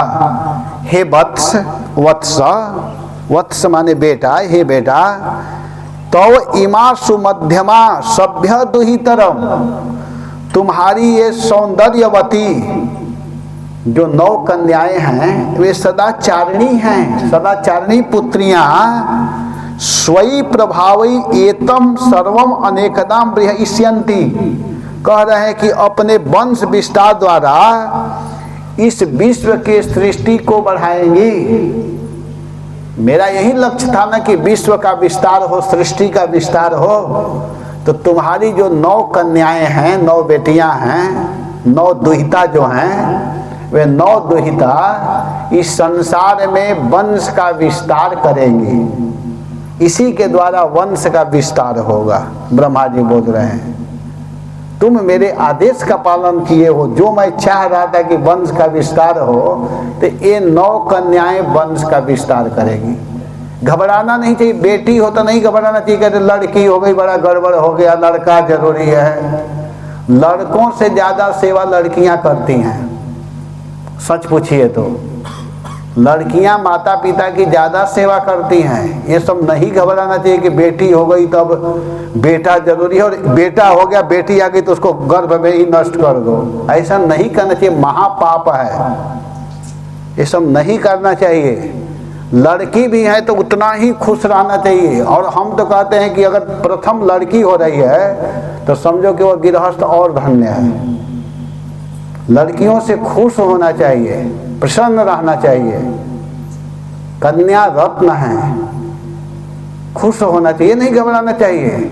आजकल लोग सोचते हैं कहीं लड़की ना हो जाए, कहीं लड़की ना हो जाए, चेक करवाते हैं। वहाँ लिखा भी रहता है कि चेक नहीं कराना चाहिए।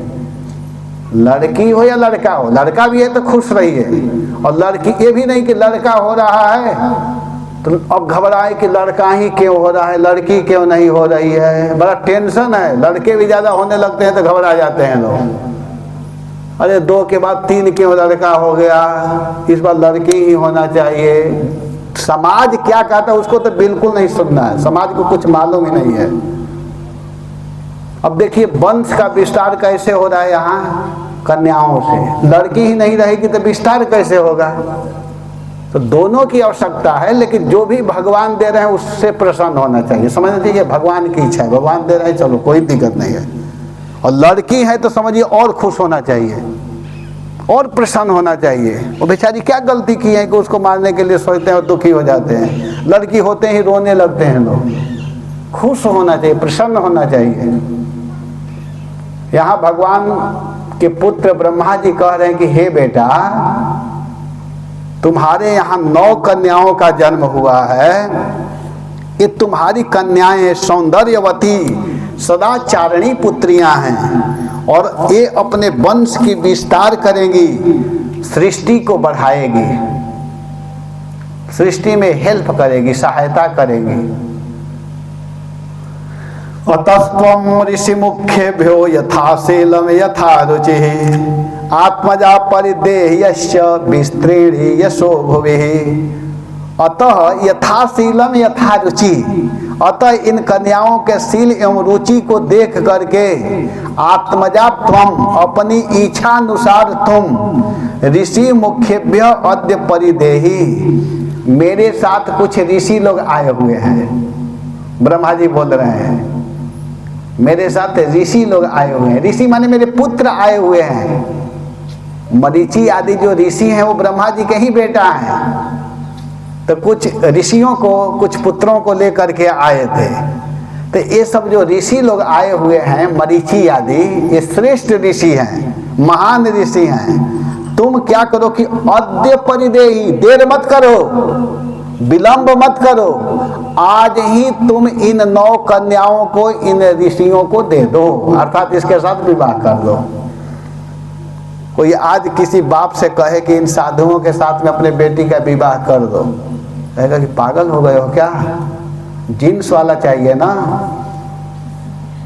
धोती वाला से थोड़े हम करेंगे बेटी का विवाह, क्योंकि वो तो कहेगा कि आरती करो, पूजा करो। जींस वाला रहेगा तो शराब के बोतल लाएगा। भजन ये देखना चाहिए। मैं उस दिन भी बोल रहा था कि पिता का काम है ध्यान देना कि बेटी को हम कहाँ विवाह कर रहे हैं। जींस धोती से भी लेना देना नहीं है, यह देखना है कि उसका काम क्या है। तो ब्रह्मा जी कहते हैं कि अद्य ऋषि मुख्यभ्य परिदेहि, इन श्रेष्ठ ऋषियों को जो साधु महात्मा जैसा दिखाई दे रहे हैं ना जटाधारी, इन लोगों को तुम अपने बेटी को दे दो। वेदाहमाद्यम पुरुषम अवतीर्णम स्वमाया भूतानाम सेवधि देहम बिभ्राणम कपिलम मुनेः। पहले तो कहते हैं कि 3 भुवि यश विस्तृणी, ऐसा करके पृथ्वी पर तुम अपने यश का विस्तार करो। ऐसे करोगे तो तुम्हारा यश सारे संसार में फैलेगा ऐसे करने से तुम्हारे यश सारे संसार में फैलेंगे, इसलिए तुम ऐसा करो। वेदा माध्यम पुरुषम अवतीर्णम स्वमाया भूतानाम सेवधि देहम विभ्राणम कपिलम मुने। कह रहे हैं कि मुने, हे कर्दम जी, भूतानाम सेवधिम देहम, जीवों का अभीष्ट दाता स्वरूप देह को स्व माया विभ्राण, अपनी योग माया से धारण किए हुए कपिलम आद्य पुरुषम अवतीर्णम अहम वेद, कपिल रूप में अवतीर्ण आदि पुरुष को मैं जानता हूँ। जो यह पुत्र तुम्हारे यहाँ जन्म लेंगे या लिए हैं, बेटा जो जन्म लिए हैं, यह कपिल हैं, इनको मैं जानता हूँ। इनका नामकरण ब्रह्मा जी किए हैं, भगवान कपिल देव का नाम ब्रह्मा जी रखे हैं, यह कपिल देव हैं। और इसके बाद ब्रह्मा जी देवहूति को संबोधन करके कहने लगे कि हे मनुनंदिनी, शास्त्रोक्त परोक्ष ज्ञान और अपरोक्ष अनुभवात्मक विज्ञान से तुम्हारे कर्मों के जड़ों वासनाओं को उखाड़ते हुए हिरण्य केश पद्माक्ष, स्वर्णवत पीत केश कमल नयन, पद्माकार रेखा जोक्त, चरणाम्बुज विशिष्ट, एक कैटब दैत्य निहंता भगवान तव गर्भम प्रविष्ट, यही भगवान तुम्हारे गर्भ में आए हैं। जो कैटब दैत्य को वध किए हैं वही भगवान तुम्हारे गर्भ में आए हैं। अतः अविद्या संशय ग्रंथिम छित्वा गाम विचरिष्यति, अतः अविद्या के कारण उत्पन्न मिथ्या अहंकारमय हृदय ग्रंथि को काट करके पृथ्वी पर विचरण करेंगे। यही भगवान सभी ग्रंथियों को छेदन करेंगे, काटेंगे और ग्रंथियों को काट करके पृथ्वी पर विचरण करेंगे। छित्वां गाम विचरिष्यति, यह भगवान पृथ्वी पर विचरण करेंगे। और अयम सीध गणाधीश सांख्याचार्य सुसम्मतः लोके कपिल इत्याख्याम गंता ते कीर्तिवर्धन। देखिए ब्रह्मा जी क्या बोल रहे हैं, कहते हैं कि तुम्हारा यह पुत्र सीध गणाधीश सांख्याचार्य सुसम्मत सन, यह जो लड़का है सीधों का नायक, सांख्य आचार्यों द्वारा सम्मानित होकर के लोक में कपिल नाम को प्राप्त होंगे। इनका नाम कपिल होगा। लोके कपिलो इति आख्याम गंथा, कपिल के नाम से जाने जाएंगे। और तव च कीर्तिवर्धन, और तुम्हारे कीर्ति का विस्तार करेंगे। यह बालक, यह भगवान तुम्हारे जस को सारे संसार में विस्तार करेंगे।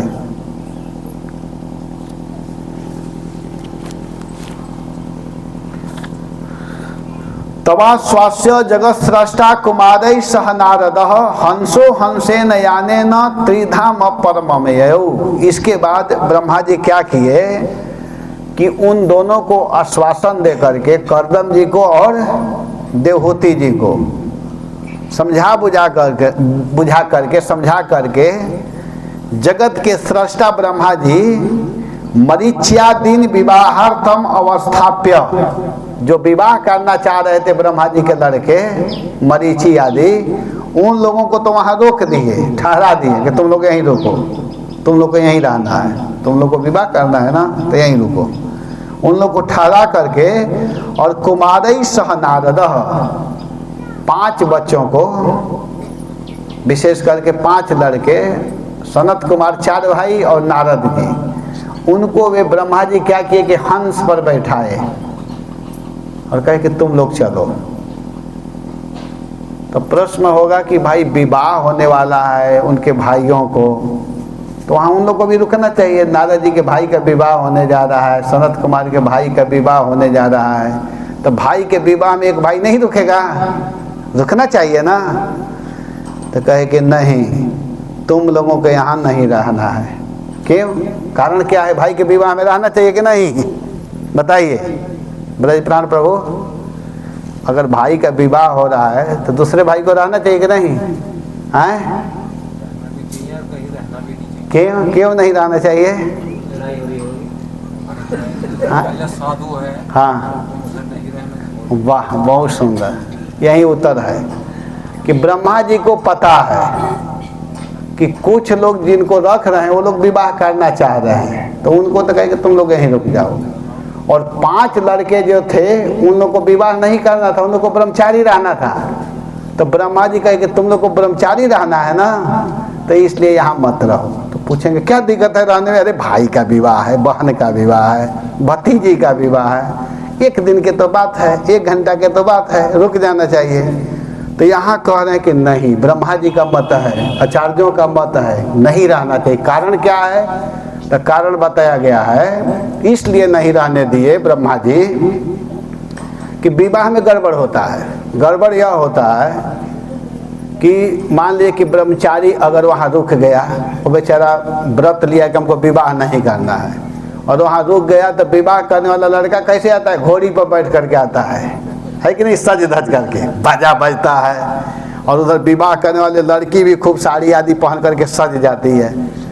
और कहीं ब्रह्मचारी देखेगा तो कहेगा यार कितना आनंद है, ये तो विवाह करने जा रहा है, मुझे भी विवाह करना चाहिए। उसके मन में कहीं विवाह करने का मन ना हो जाए, इसलिए नहीं रुकना चाहिए। ब्रह्मचारी रुकेगा तो उसके लिए हानिकारक है।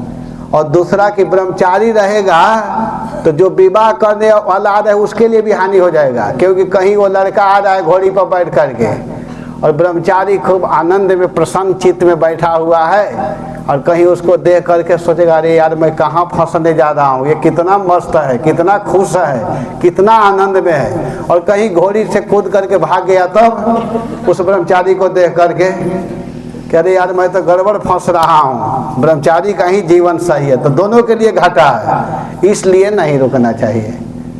तो ब्रह्मा जी एक गुरु हैं, एक आचार्य हैं, उनको पता है कि कहीं गड़बड़ न हो जाए, गुरु लोगों को कैसे अपने शिष्य को बचाना चाहिए, ये ब्रह्मा जी शिक्षा दे रहे हैं। तो उनको मालूम है, इसीलिए अपने ब्रह्मचारी पुत्रों को कहे कि बेटा तुम लोगों का यहाँ कोई काम नहीं है, तुम लोग चलो।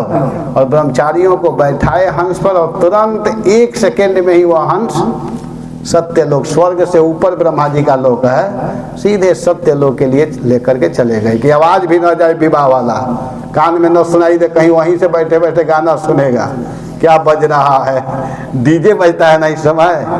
तो इतना दूर ले गए कि आवाज भी वहां तक न पहुंचे, न जाए। तो यहाँ पर गुरु महाराज कुछ बात लिख रहे हैं, इसको मैं पढ़ देता हूँ महाराज के बात को, जो हम लोग के गुरु महाराज बोले हैं। कहते हैं कि ब्रह्मा जी परम विवेकी हैं, विवाह उत्सव से पहले ही 5 ब्रह्मचारी पुत्रों को वहां से हटा करके अपने साथ सत्यलोक ले गए, क्योंकि परम विवेकी हैं। ब्रह्मा जी जब बिंदु सरोवर पर आए तो उनके साथ ही मरीचि आदि ऋषिगण भी आए थे। विवाह के लिए इन पुत्रों को छोड़ करके 5 ब्रह्मचारी पुत्रों को लेकर के चले गए। अपने इस आचरण से ब्रह्मा जी यह शिक्षा दे रहे हैं कि ब्रह्मचारियों को कभी भी विवाह उत्सव में भाग नहीं लेना चाहिए। कह रहे हैं कि भले ही वह विवाह अपने भाई का ही क्यों न हो, भले ही अपने परिवार में ही न हो, भले ही भतीजी का बहन का ही क्यों न हो, परिवार के श्रेष्ठ जनों का कर्तव्य है कि ब्रह्मचारियों की रक्षा करें। जो घर के श्रेष्ठ व्यक्ति हैं उनका कर्तव्य है, बुलाना नहीं चाहिए कि आ जाओ विवाह में, कहना चाहिए नहीं नहीं बेटा विवाह के बाद आना, अभी उधर ही रहो। तो यहाँ पर ये वर्णन किया गया है। गते सतधृतौ छत्तः कर्दम मस्तेन चोदितः यथोदितं स्वदुहित्रे प्रादा विश्वसृजाम ततः। हे विदुर जी, जब ब्रह्मा जी चले गए ततः सतधृतौ गते, ब्रह्मा जी के चले जाने पर तेन चोदितः कर्दमः, उनके द्वारा आदिष्ट प्रेरित जो कर्दम जी हैं, कर्दम जी को जो प्रेरणा दिए थे, विश्व सृजाम, विश्व सृजन के लिए, विश्व में सृष्टि का विस्तार हो उसके लिए मरीचि आदि प्रजापतियों को, जो मरीचि आदि ऋषिगण हैं, उनको स्वदुहित्री यथोदितम प्रदात, अपने कन्याओं को शील सत्व आदि के अनुरूप, जिसका जैसा शील है, जिसका जैसा स्वभाव है, उसके अनुरूप करदम जी अपने बेटी का विवाह करने लगे। जो लड़कों को छोड़ करके ब्रह्मा जी गए थे, 9 बच्चों को छोड़ दिए थे। तो 9 बच्चों को छोड़ दिए थे, तो अब करदम जी मिला रहे हैं। ब्रह्मा जी नहीं कहे कि तुम इनके साथ इसका विवाह कर देना, इसके साथ इसको कर देना, ये नहीं कहे ब्रह्मा जी। ब्रह्मा जी 9 लड़कों को वहाँ छोड़ दिए, कहे कि अब तुम देख लो किस लड़की के लिए कौन लड़का सही है, अब तुम विचार कर लो। और इतना कह करके जब चले गए, तब करदम जी क्या किए कि मरीचय कलाम प्रादात, मरीचि जी को, जो ब्रह्मा जी के लड़के हैं, बड़े लड़के मरीचि जी को कला नामक पुत्री का विवाह किए। कला, उसका विवाह मरीचि से किए। और अनसुईया जो दूसरी बेटी हैं, अनसुईया जी का विवाह अत्रि जी के साथ में किए। तीसरा बेटी है हविर्भू, हविर्भू का विवाह पुलस्त्य जी के साथ में किए। और चौथी बेटी है गति, गति का विवाह पुलह के साथ में किए, पुलह। पांचवी बेटी है क्रिया, क्रिया का विवाह क्रतु जी के साथ में किए। और छठवीं बेटी है ख्याति, तो ख्याति का विवाह भृगु जी के साथ में किए। सातवीं बेटी हैं अरुंधति जी, अरुंधति जी का विवाह वशिष्ठ जी के साथ में किए। आठवीं बेटी है श्रद्धा, श्रद्धा का विवाह अंगिरा के साथ में किए। और शांति छोटी बेटी थी, उसका विवाह अथर्वा के साथ में किए। 9 कन्याओं का 9 ऋषियों के साथ में विवाह कर दिए, क्योंकि यथा जो जैसी थी, जैसा शील स्वभाव था, उसके अनुसार ऋषि लोग भी थे। तो बिल्कुल वो देख करके करदम जी को समझने में देर नहीं लगा कि ये बेटी इनके साथ सही रहेगी, ये बेटी इनके साथ, ये बेटी इनके साथ। ऐसे करके 9 बेटियों का विवाह विप्र श्रेष्ठों को उनकी पत्नियों के साथ किए। और बहुत दहेज दिए। करदम जी के पास में रुपया पैसा का कमी, और ऋषि लोग कुछ नहीं मांगे, लेकिन करदम जी के पास काम्यक विमान जैसा विमान है, जो चाहिए वो आ सकता है ना। तो बेटियों के लिए खूब सुंदर सुंदर फ्लैट बना बना करके दे दिए, उसमें पैसा बैंक बैलेंस कर दिए कि जाओ तुम लोग को चिंता करने की आवश्यकता नहीं है। ऋषि लोग को कहे कि आप लोग को नौकरी करने की जरूरत नहीं, आप लोग अपना भजन करना, केवल बैठ करके तपस्या करना, और जितना चाहिए बस सोचोगे वहाँ उपस्थित हो जाएगा, नौकर चाकर ला देंगे, तुम लोग को काम करने की आवश्यकता नहीं है। ये है पहले का प्रभाव, भजन का यह होता है प्रभाव, भक्ति का यह प्रभाव है कि अगर कोई भक्ति करे शुद्ध हृदय से, और वो महात्मा बैठे बैठे सोच दे कि हमारे घर में ये नहीं है, तो सोचते ही भगवान किसी न किसी को भेज देंगे देने के लिए, उसको कहीं जाने की आवश्यकता नहीं है। कोई शुद्ध भजन नहीं करता है और परेशान रहता है, कहता है कि अरे अपने को भजन में लगाइए।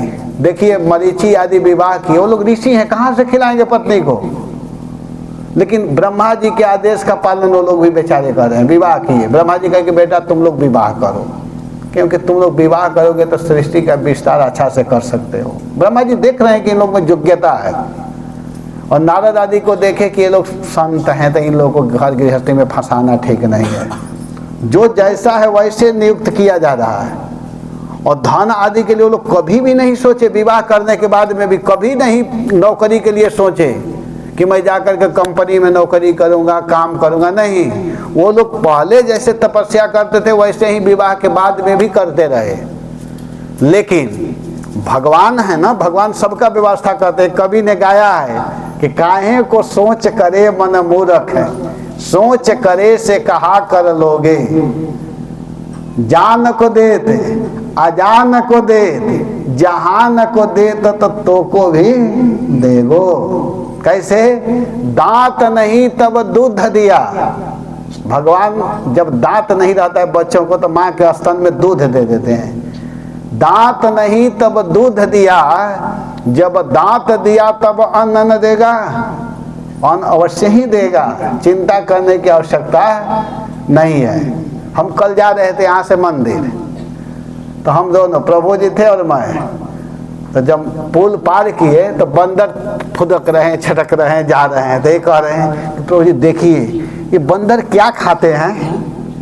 तो मैं कहा गाना खाते हैं, यहाँ गाना बहुत है। मैं बोला तो ये लोग कितने अच्छे हैं, इन लोग का कोई घर मकान नहीं, कितने निश्चिंत हैं। तो ये इतना ही बोले, मैं मन ही मन सोचने लगा। अब इनसे नहीं शेयर किया हो, मैं शेयर कर रहा हूँ। इतना तो हम दोनों बात किए ओपन, लेकिन मैं मन ही मन सोचने लगा कि सही में बेचारे बंदर कहीं बैंक बैलेंस नहीं किए हैं। मन में मैं सोच रहा था, कोई मकान नहीं बनाए हैं, और इन लोगों का पेट भर जा रहा है, तो क्या हम लोगों का पेट नहीं भरेगा?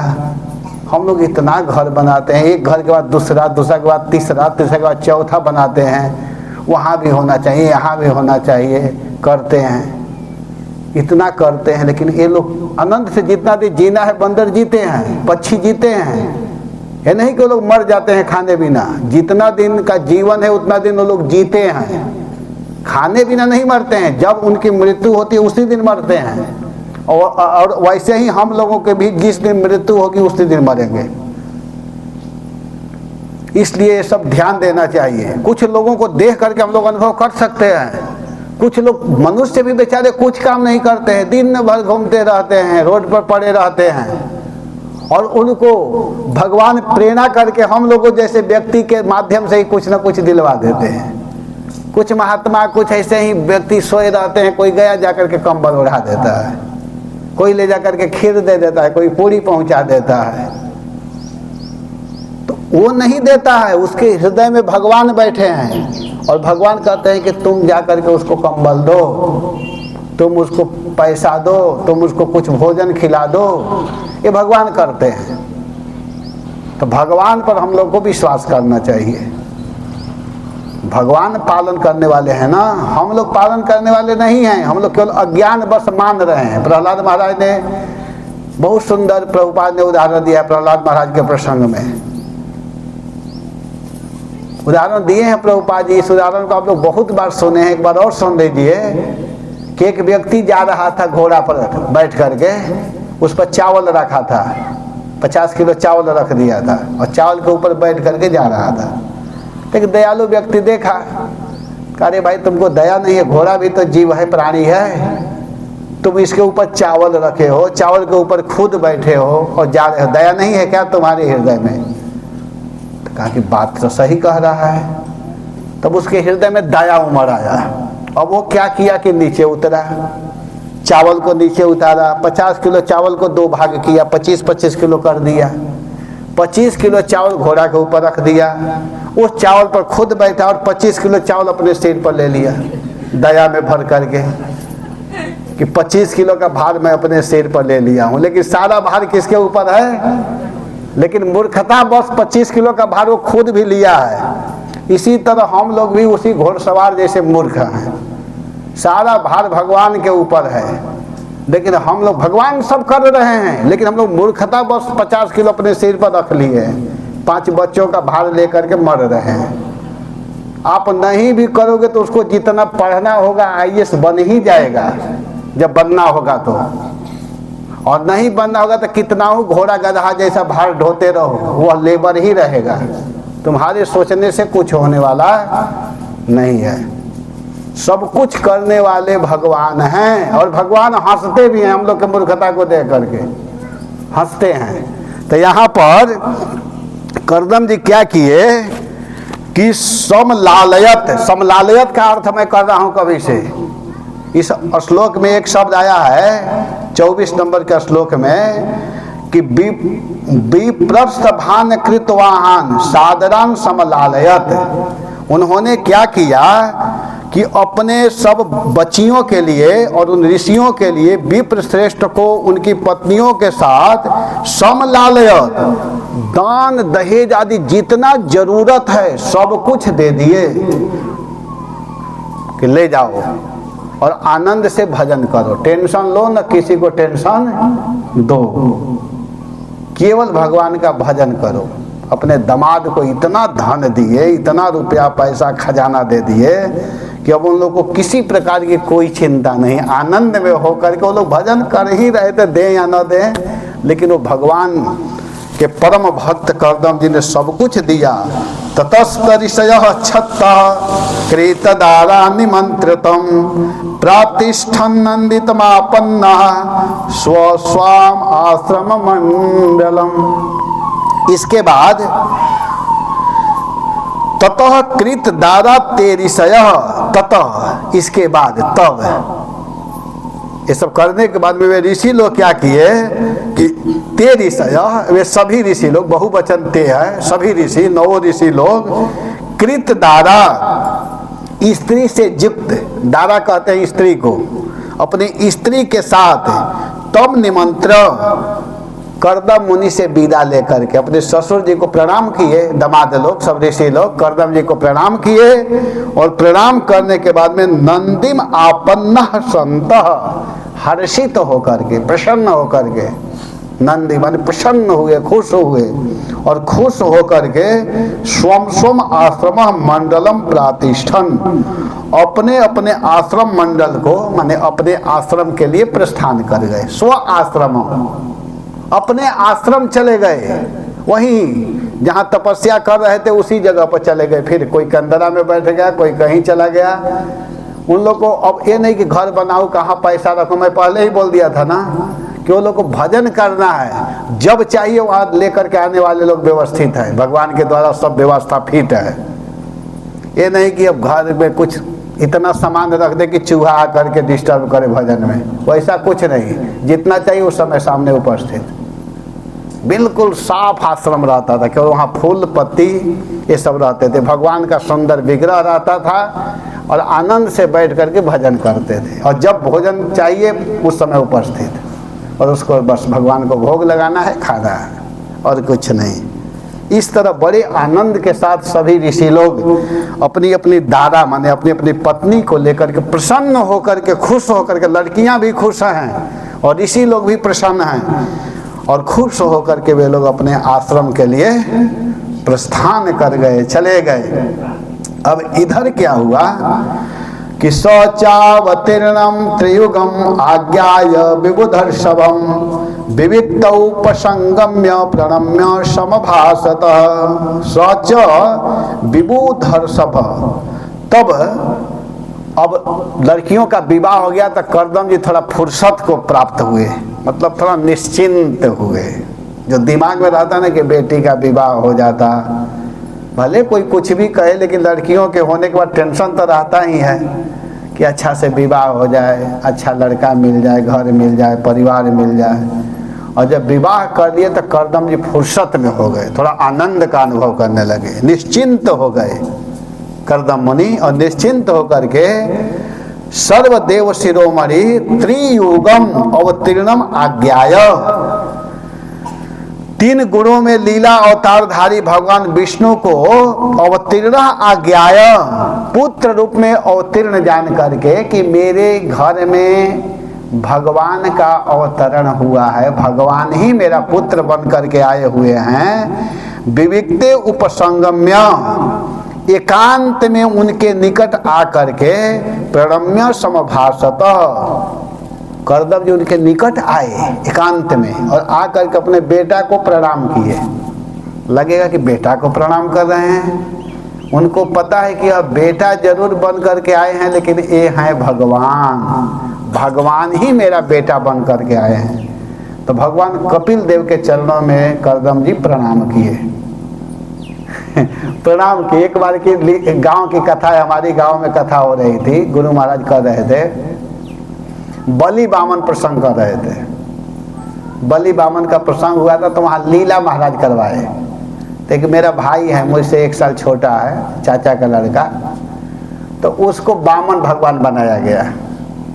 तो बामन भगवान बना, तो बामन भगवान बना, तो अब भगवान बन करके आए हैं तो सभी लोग प्रणाम करें। महाराज जी खुद उतर करके प्रणाम किए, फिर सब लोग किए।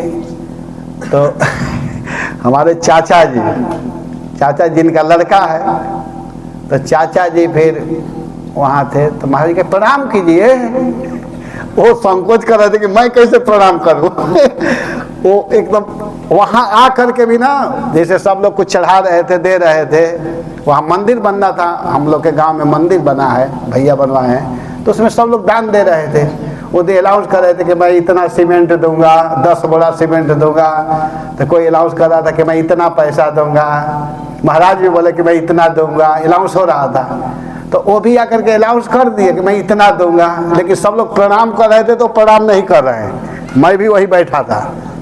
तो महाराज, गुरु महाराज बोले कि प्रणाम कीजिए, तो वो संकोच करें कि मैं कैसे प्रणाम करूं। तो महाराज दूसरा शब्द बोले कि ये आपका बेटा नहीं है, ये वामन भगवान है, प्रणाम कीजिए। तब फिर वो प्रणाम किए फिर प्रणाम किए कि सही में तो भगवान के रूप में भाई अभी तो लीला चल रहा है, तो प्रणाम किए और वो आशीर्वाद दिया ऐसे। तो उस समय यह नहीं देखना है कि यह मेरा लड़का है, यह देखना है कि यह भगवान है। पुत्र अपने जगह पर, जहाँ पुत्र का धर्म है वहाँ पुत्र अपना काम करेगा, लेकिन जहाँ भगवान है तो वास्तव में भगवान है। तो यहाँ पर कर्दम जी क्या किए कि प्रणम्य समभाषत, प्रणाम किए और प्रणाम करके विनय पूर्वक बोले, अहो पापच्यमानानां निरयैश्वैरमंगलैः कालेन भूयसा नूनं प्रसीदन्ति देवता।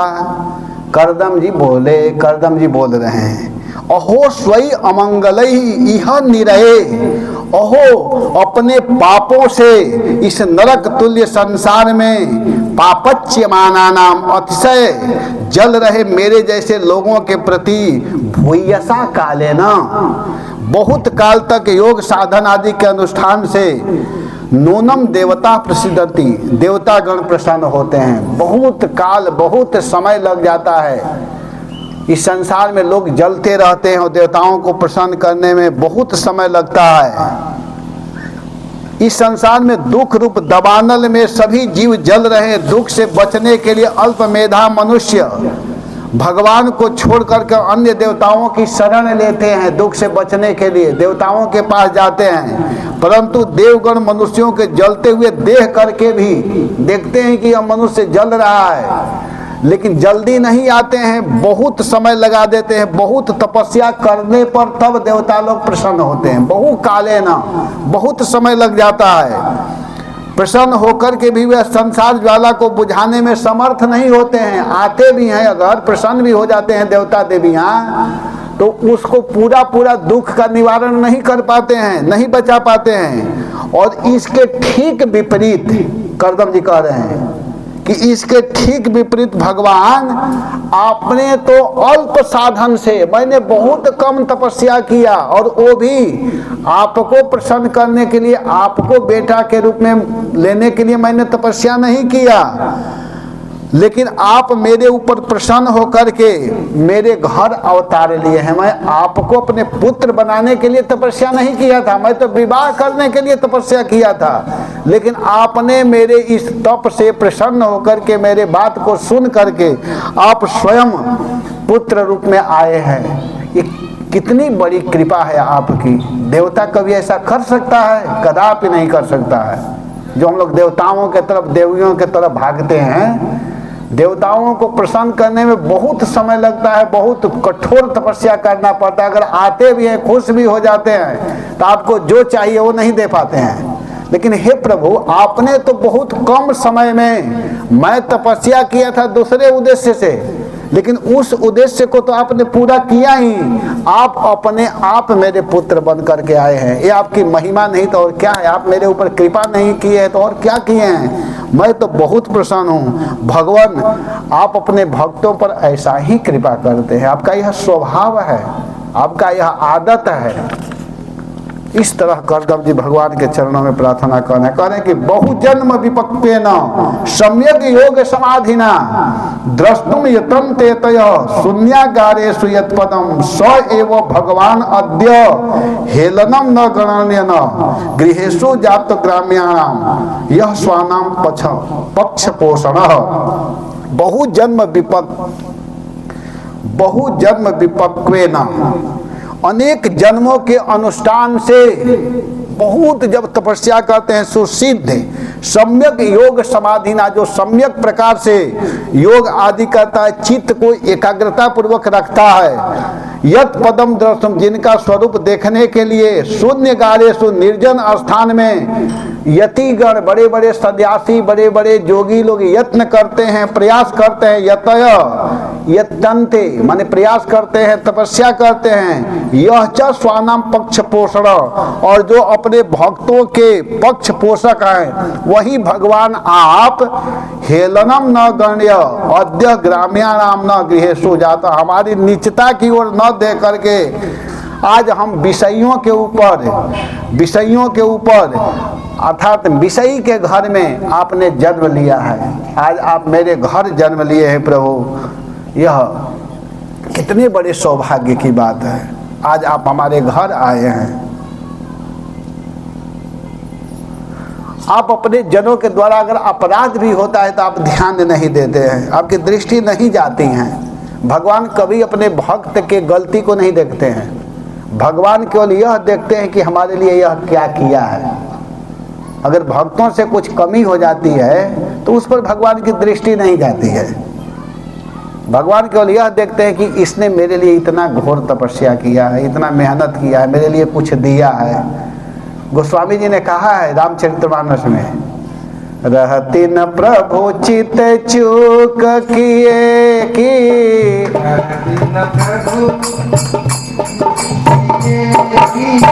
करत सुरत सरबार है कि, करत सुरत सरबार है।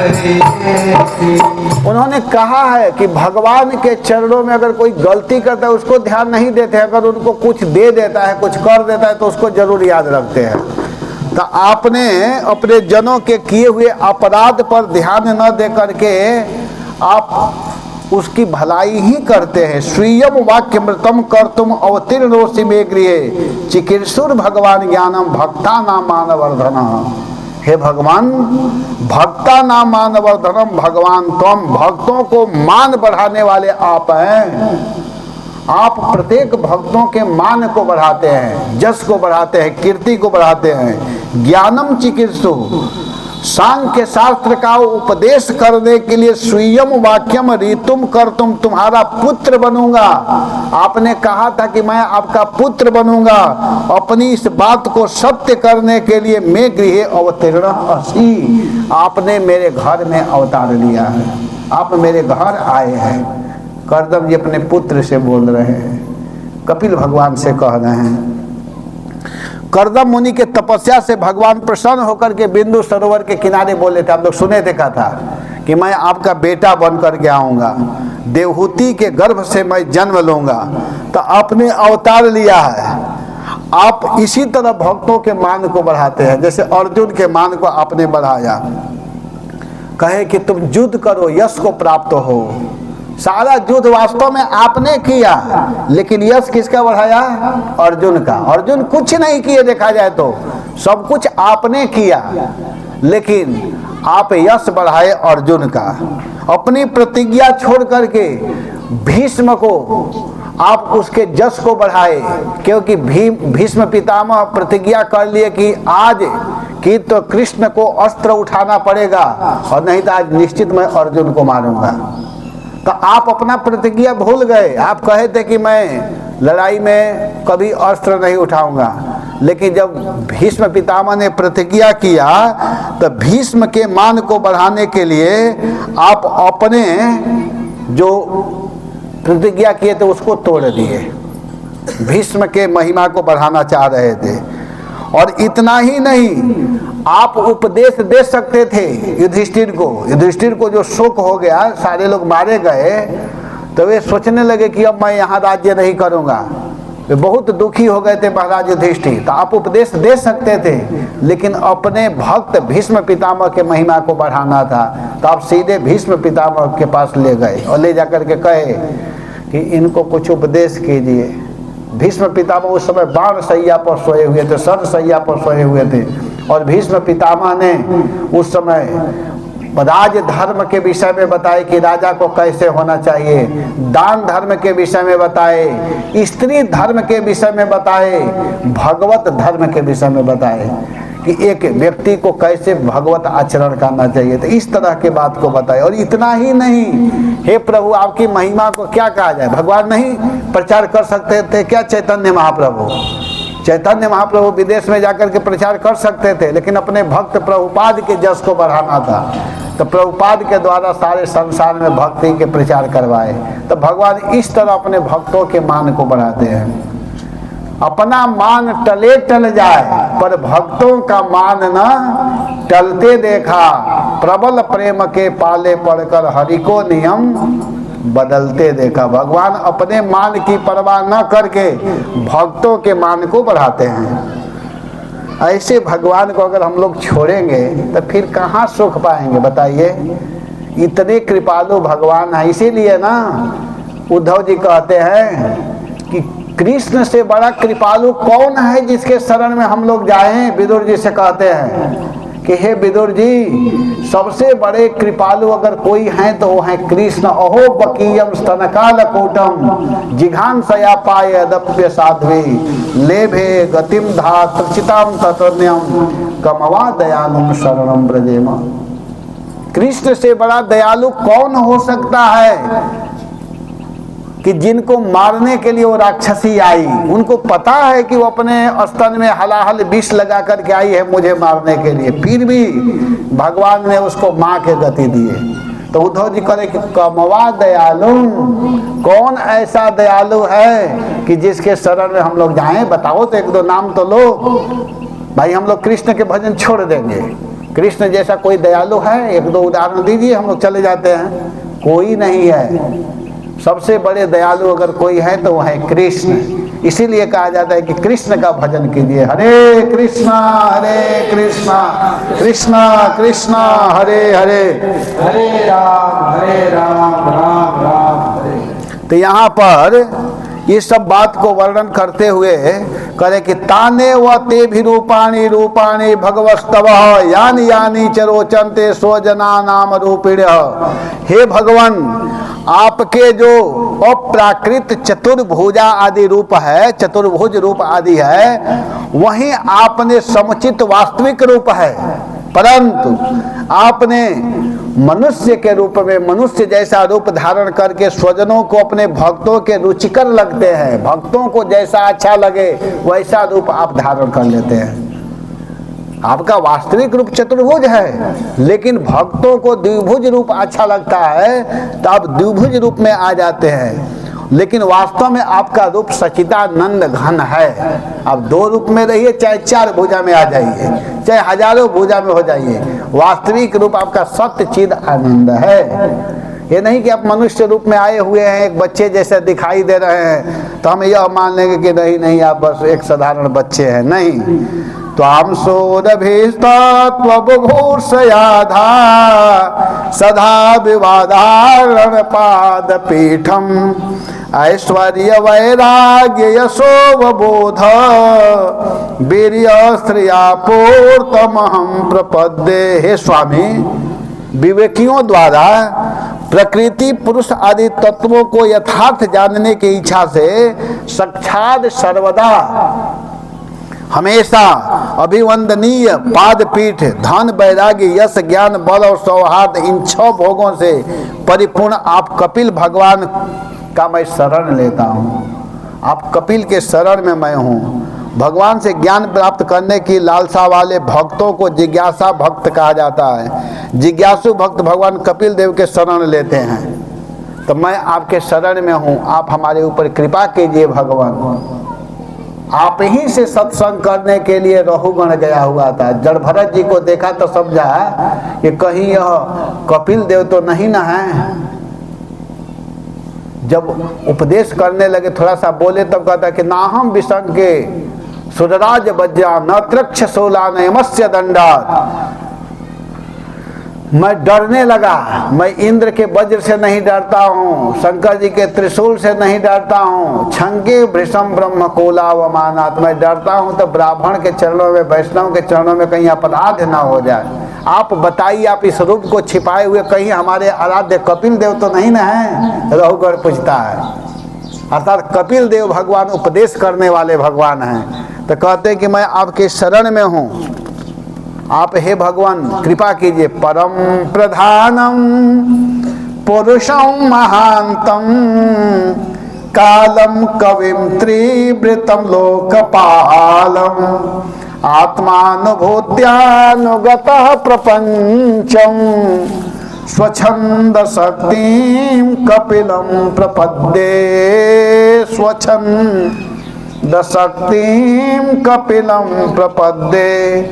हे परम नियंता, हे प्रभु, आप स्वतंत्र सर्वशक्तिमान परमेश्वर हैं। प्रकृति आपके बहिरंगा और जीव तटस्था शक्ति है। प्रकृति जो है वह बहिरंगा है और जीव जो है वह तटस्था है। आपकी महत्व है तथा आप ही प्रकृति के गुणों में क्षोभ पैदा करने वाले काल हैं। आप ही क्षोभ उत्पन्न करते हैं। प्रधान के आविर्भाव और तिरोभाव के आप ही साक्षी हैं। आप ही अहंकार स्वरूप, चतुर्दश भुवन स्वरूप और तद भुवनों में प्रतिपालक इंद्र आदि लोकपालों के रूप में आप ही निवास करते हैं। आप अपनी स्वरूप शक्ति से सर्वदा अलग रह करके भी, आप सबसे अलग रह करके भी सृष्टि प्रपंच में अनुप्रविष्ट हैं। इस समय आप कपिल रूप में अवतार लिए हुए हैं। मैं आपका शरण ग्रहण करता हूँ, मैं आपके शरण में आया हूँ। हे सर्व जगत पालक प्रभु, आप सारे जगत के पालन करने वाले हैं। आज मैं कुछ जिज्ञासा करता हूँ। आपके द्वारा पुत्र रूप से अवतीर्ण होने से मेरा देव ऋषि पितृऋण समाप्त हो गया और आपसे पूर्ण मनोरथ में परिव्राजक के मार्ग पर स्थित होकर के आपको हृदय में धारण करके शोक रहित होकर के विचरण करूंगा। आज मैं सारे ऋणों से मुक्त हो गया। देव ऋण, ऋषि ऋण, पिता ऋण, ये सब जो होता है व्यक्ति के ऊपर ऋण होता है। पिता का ऋण होता है, देवताओं का ऋण होता है, ऋषियों का ऋण होता है। इन सब ऋणों से मुक्त होने के लिए भाई हम लोग को चुकाना पड़ेगा ना। हम लोग के ऊपर ऋण है। अड़ोसी पड़ोसी का ऋण होता है, पक्षियों का ऋण होता है, पशुओं का ऋण होता है। पशु नहीं रहेंगे तो कैसे दूध मिलेगा हम लोगों को? दुकानदार नहीं रहेगा तो कैसे हम लोगों को माचिस मिलेगा, सब्जी, ये सब कैसे मिलेंगे? सबका ऋण है। तो किसको किसको हम लोग ऋण उतारेंगे? चाह करके भी हम लोग ऋण नहीं उतार सकते हैं। तो क्या हम लोग ऋणी बन करके ही जीवन बिताएंगे? मरने के बाद ऋण कर्जा लेकर के जाएंगे? तो करेंगे नहीं, ऋण से मुक्त होना चाहिए। और ऋण से मुक्ति कब आप छुटकारा पाएंगे? जब आप भगवान का भजन करेंगे। भगवान के भजन करने वाले सारे ऋणों से मुक्त हो जाता है व्यक्ति। भगवान के भजन करने वाला सब ऋणों से मुक्त हो जाता है। तो इसी बात को कह रहे हैं कि आप मेरे पुत्र रूप में आए हैं, अब मेरा कोई ऋण नहीं है। मैं आपको अपने हृदय में धारण करके अब विचरण करूंगा, जाऊंगा।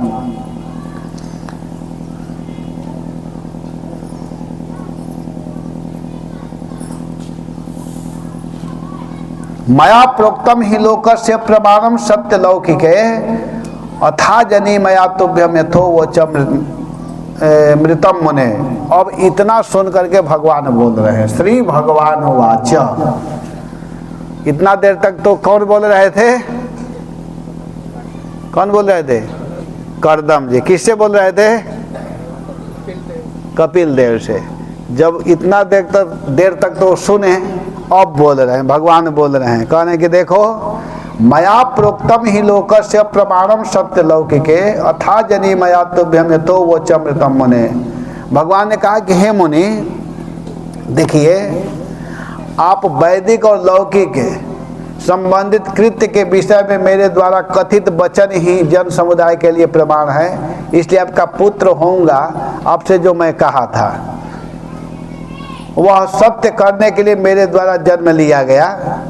देखिए, इस संसार में मेरा यह जन्म दूषित अंतःकरणमय लिंग देह से मुक्ति की इच्छा वाले मुनियों को आत्मदर्शन में उपयुक्त प्रकृति, पुरुष और ईश्वर की व्याख्या करने के लिए आत्मज्ञान मार्ग सूक्ष्म दुर्गेय है, भक्ति पथ एवं दीर्घ काल से लुप्त हो चुका है। इसलिए इसको पुनः प्रचारित करने के लिए यह देह मेरे द्वारा धारण किया गया है। जो भक्ति का लुप्त हो गया है उसी को मैं बताने के लिए ऐसा मैं आया हूँ और ऐसा तुम समझो। सांख्यम सम्यक रूप से मुझे बताना है, भगवत विषय को स्पष्टीकरण करना है, इसीलिए मैं कपिल के रूप में आया हूँ और आकर के सारे दुख को दूर करूँगा। कहे कि आप बिल्कुल चिंता मत करो, आप निश्चिंत होकर के भजन करने के लिए जाओ, अब आपको चिंता करने की आवश्यकता नहीं है। गच्छ कामम मया पृष्ठो मयि संन्यस्त कर्मणा जित्वा सुदुर्जयम मृत्युम अमृतत्वाय मा भज। कह रहे हैं कि जैसे आप जाने के लिए मुझसे पूछते हैं वैसे मेरे द्वारा प्राप्त अनुमति आप अपनी इच्छा अनुसार जाइए। अब आपको यहाँ रहने की आवश्यकता नहीं है, आप जाइए। कामम गच्छ, अपनी इच्छा के अनुसार जाइए। और मयि संन्यस्त कर्मण, मुझ में अपना कर्म समर्पित करके सुदुर्जयम मृत्युम जित्वा, भजन का अनुसांगिक फल संसार भय का नाश। और आपको क्या करना है कि संसार बंधन के कारण सुदुर्जय पापों को परास्त कर अमृतत्वाय मा भज, मृत्युहीन वैकुंठ जीवन की प्राप्ति के लिए मेरा भजन कीजिए और मेरे भजन करके आप पार्षदत्व को प्राप्त होइए। मृत्यु से मुक्ति पाने के लिए मेरा भजन बहुत जरूरी है और इसको आप जा करके कीजिए। देखिए यहाँ पर मनुष्य जीवन के यथार्थ लक्ष्य यही है कि मृत्युमय संसार से पार होगा जाए। यह संसार जो है वह मृत्युमय है और मृत्युमय संसार से पार होकर के हमको कृष्ण का भजन करना जरूरी है। भगवान कहे कि आप जाओ और जा करके मेरा भजन करो। और वहाँ जा करके क्या करना है कि मामात्मानम स्वयं ज्योति सर्वभूत गुहाशयम आत्मन ने वो आत्मनावीक्ष विषयों को भयम वृक्ष से। कह रहे कि आत्मानम, मुझ परमात्मा में, आत्मा न माने मुझ परमात्मा में समस्त जीवों की हृदय गुहा में निवास करने वाले स्वयं प्रकाश माम आत्मनि एव आत्मना वीक्ष्य, मुझको अपने हृदय में ही आप जा करके करना क्या है कि आप मुझको अपने हृदय में ही मन से देखिए, भीतर मुझको ही देखिए और सर्व संताप रहित होकर के अभय पद आप मोक्ष को प्राप्त कर लोगे। जब आप अपने भीतर मुझको देखोगे, मेरा ही स्मरण करोगे, मेरा ही चिंतन करोगे, मेरा ही ध्यान करोगे, मेरा ही नाम जपोगे, तो अवश्य ही आप मुक्त हो जाओगे, अभय पद को प्राप्त हो जाओगे। कोई कोई व्यक्ति जीते हुए मुक्त हो जाते हैं, उनके हृदय में केवल भगवान छाए रहते हैं। जित देखो तित वही दिखे, घर बाहर आंगन में मोहन बस गए मेरे मन में। जब भगवान बस गए हैं, जब देखो तब भगवान की चर्चा, जब देखो तब भगवान की कथा, अगर ऐसा हो रहा है तो वह व्यक्ति जीते हुए मुक्त है। अब वो बंधन में पड़ने वाला नहीं है, इस संसार में भी मुक्त है और शरीर का धर्म एक दिन नष्ट होगा ही, तो नष्ट होते ही वो भगवत धाम मतलब पार्षदत्व को प्राप्त होकर के भगवान के निज धाम में चला जाता है। इसीलिए भक्त लोग कभी भी मृत्यु से नहीं घबराते हैं, हमेशा झोला पैक करके रहते हैं, अपने बैग को बिल्कुल हमेशा पैकिंग में रखते हैं, कभी नहीं घबराते हैं। जैसे जो बुद्धिमान व्यक्ति है वो यात्रा करता है, ट्रेन हो या बस हो या कार हो या प्लेन हो, तो जाता है तो स्टेशन आने से पहले ही रेडी रहता है अपना झोला लेकर के, हमको उतरना है। वो दुखी नहीं होता, अरे अब तो हमको सीट छोड़ना पड़ेगा, हाय हाय। कोई करता है इसे? आप लोग जाते हैं तो रोते हैं सीट छोड़ने से पहले? नहीं रोते हैं, क्यों? रोना चाहिए ना, 2-4 हज़ार का टिकट लेकर जाते हैं, अरे इतना बढ़िया सीट था, मैं क्यों छोड़ूंगा। रोना चाहिए, नहीं छोड़ना चाहिए। अगर उसको छोड़ने में नहीं रो रहे हैं तो इस संसार को छोड़ने में क्यों रोते हैं? पहले से ही पैकिंग कर लीजिए। कब पैकिंग करेंगे? आप लोग के लिए अलग समय बनेगा क्या पैकिंग करने के लिए? कहने का था कि अभी से पैकिंग कर लीजिए। अब सारा दायित्व बच्चों को दे करके झोला रेडी 24 घंटा कथा में। अगर अभी कहा जाए कि चलिए मेरे साथ, हमारा परसों दिन से उधर गोवा में कथा है, दक्षिण भारत में जा रहा हूँ उधर। मैं कहूँगा कि मेरे साथ ही आप लोग चलिए। अब यहाँ से मैं सीधे वृंदावन नहीं जाऊँगा और कहूँगा कि आप लोग भी चलिए, तो कहेंगे नहीं नहीं अभी तो हम लोग का काम है, अभी पैकिंग नहीं किए हैं। पैकिंग करना चाहिए ना, हम लोग का झोला हमेशा रेडी रहता है, यहाँ कभी वहाँ कभी यहाँ, और ऐसे ही सबको रहना चाहिए। एक व्यक्ति कह रहा था कि महाराज जी आपका तो एक काम है इसलिए आप तो मैं कहा भैया मेरा वाला काम आप भी अपना लो, मैं माना थोड़े कर रहा हूँ। मैं तो कहता हूँ कि सब लोग मेरा ही काम कीजिए, और आप लोग कर सकते हैं, अगर करना चाहेंगे तो आप लोग भी कर सकते हैं, लेकिन नहीं अभी तो हमको यहीं रहना है। तो रहो, यहाँ यही बात कहा जा रहा है। तो बहुत सुंदर ये सब प्रसंग है, इन प्रसंगों को मैं कल सुनाऊंगा, ठीक है। हरे कृष्णा कृष्णा कृष्णा हरे हरे, हरे राम